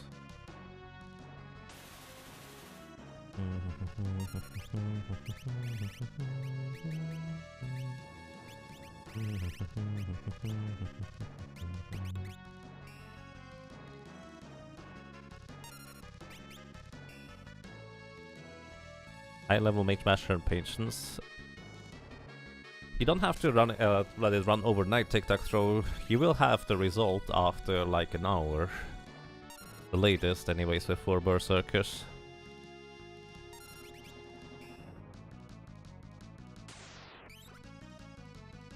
Because either it will have worked after an hour or not. At least on the Super Nintendo version and also Game Boy Advance version. I don't know, but I don't think the Steam version would have the same way of creating RNG, for that matter. So you are probably lucky enough that it more or less worked right away, or at least rather quickly. In that sense, congratulations to you, because when I did my quad berserker, I tried and eventually gave up. Because it just kind of went into an AI routine that he never got out of again.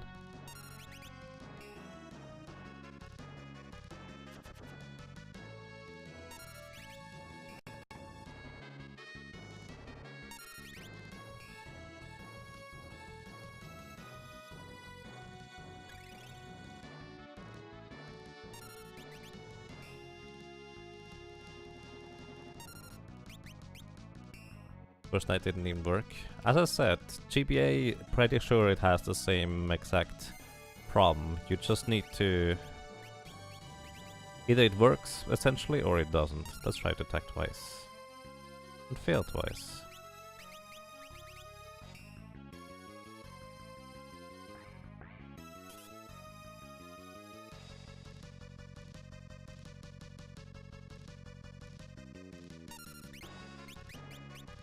Isn't the run 1 in 250? Ah, brain fart. I attacked myself with a chicken knife. No, you can never run from encounters in this game. It doesn't work. Annihilated. Alrighty, so... what I'm gonna do... okay, actually I need to mark a death here, because we actually did die. Because I'm derp. What I'm gonna do, guys, is... let's do it this way. I will run up to Omniscient and just let it run until he runs out of magic. Which will probably take the entire night. But at least we will have defeated him eventually. So that's my current plan for doing this, which means I'm gonna be... just ending the stream for today, but which is probably a good thing because I need to make sure that I don't get sick, but I also need to maybe help out in the house a little, let's put it that way.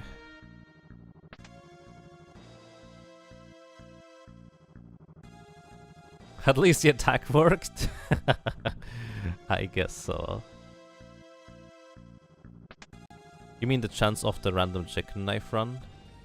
Oh no, it's a 1 in 4 chance for it to proc Frog Mary. 1 in 4 times you attack with the chicken knife and it will try to run away instead.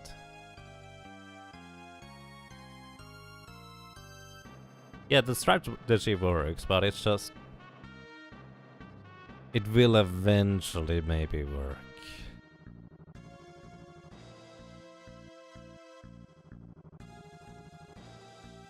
It didn't appear to be looping, but maybe you didn't watch long enough. You ended up leveling so you could win with fewer hits. That makes sense, because just one more hit probably increases the chance for you to succeed by 1000% or something like that. Just throwing out random numbers, but that's kind of how that statistically is probably going down.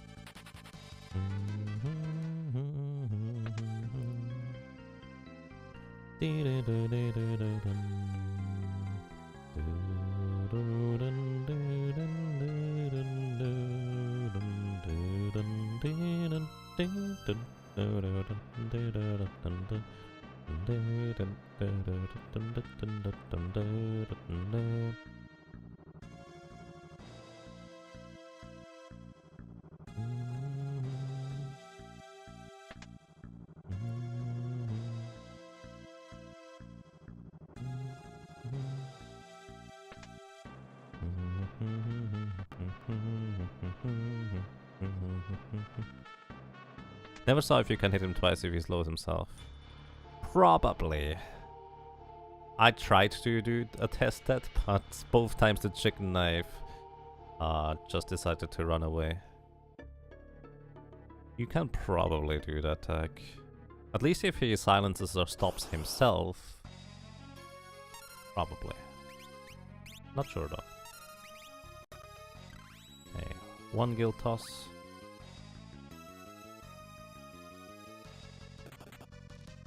Buddy, you need to dodge. 2 guild toss.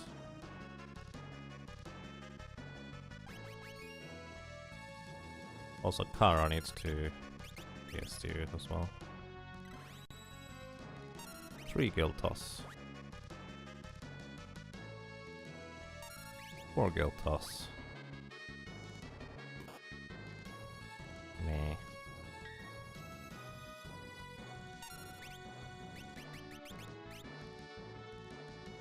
At least if Moth dies, I don't have to rehaste. 5 guild toss. Ah. 6 guild toss. 7 guild toss. 8 guild toss.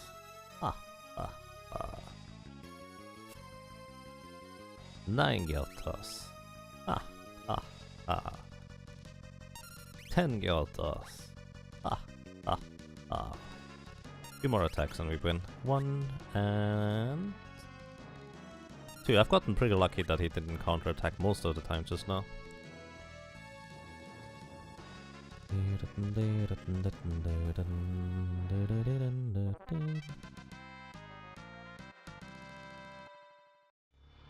You're glad it's skill and not sheep, or we might have fallen asleep. Yeah, something like that.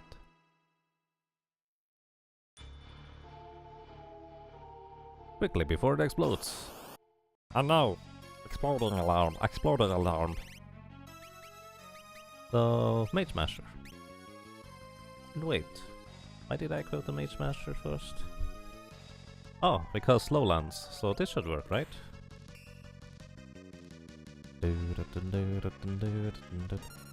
See the strength of holy magic. Holy. None of it be. No. There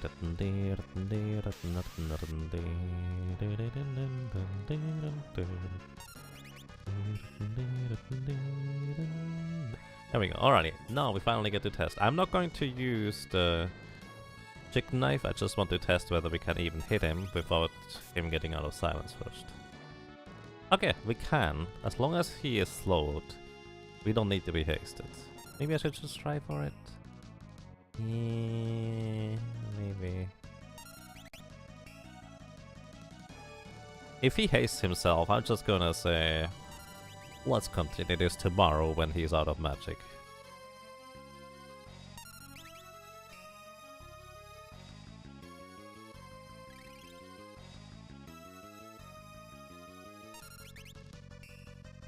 Cure 2. Next thing, can you stop? Stop! Stop! Stop! Actually, I'm gonna wait until he casts the spell. Because if it's... Oh! Oh ho ho ho! Then I can try attacking twice. Probably. Well, with emphasis on try. Oh no, he resets. Alright.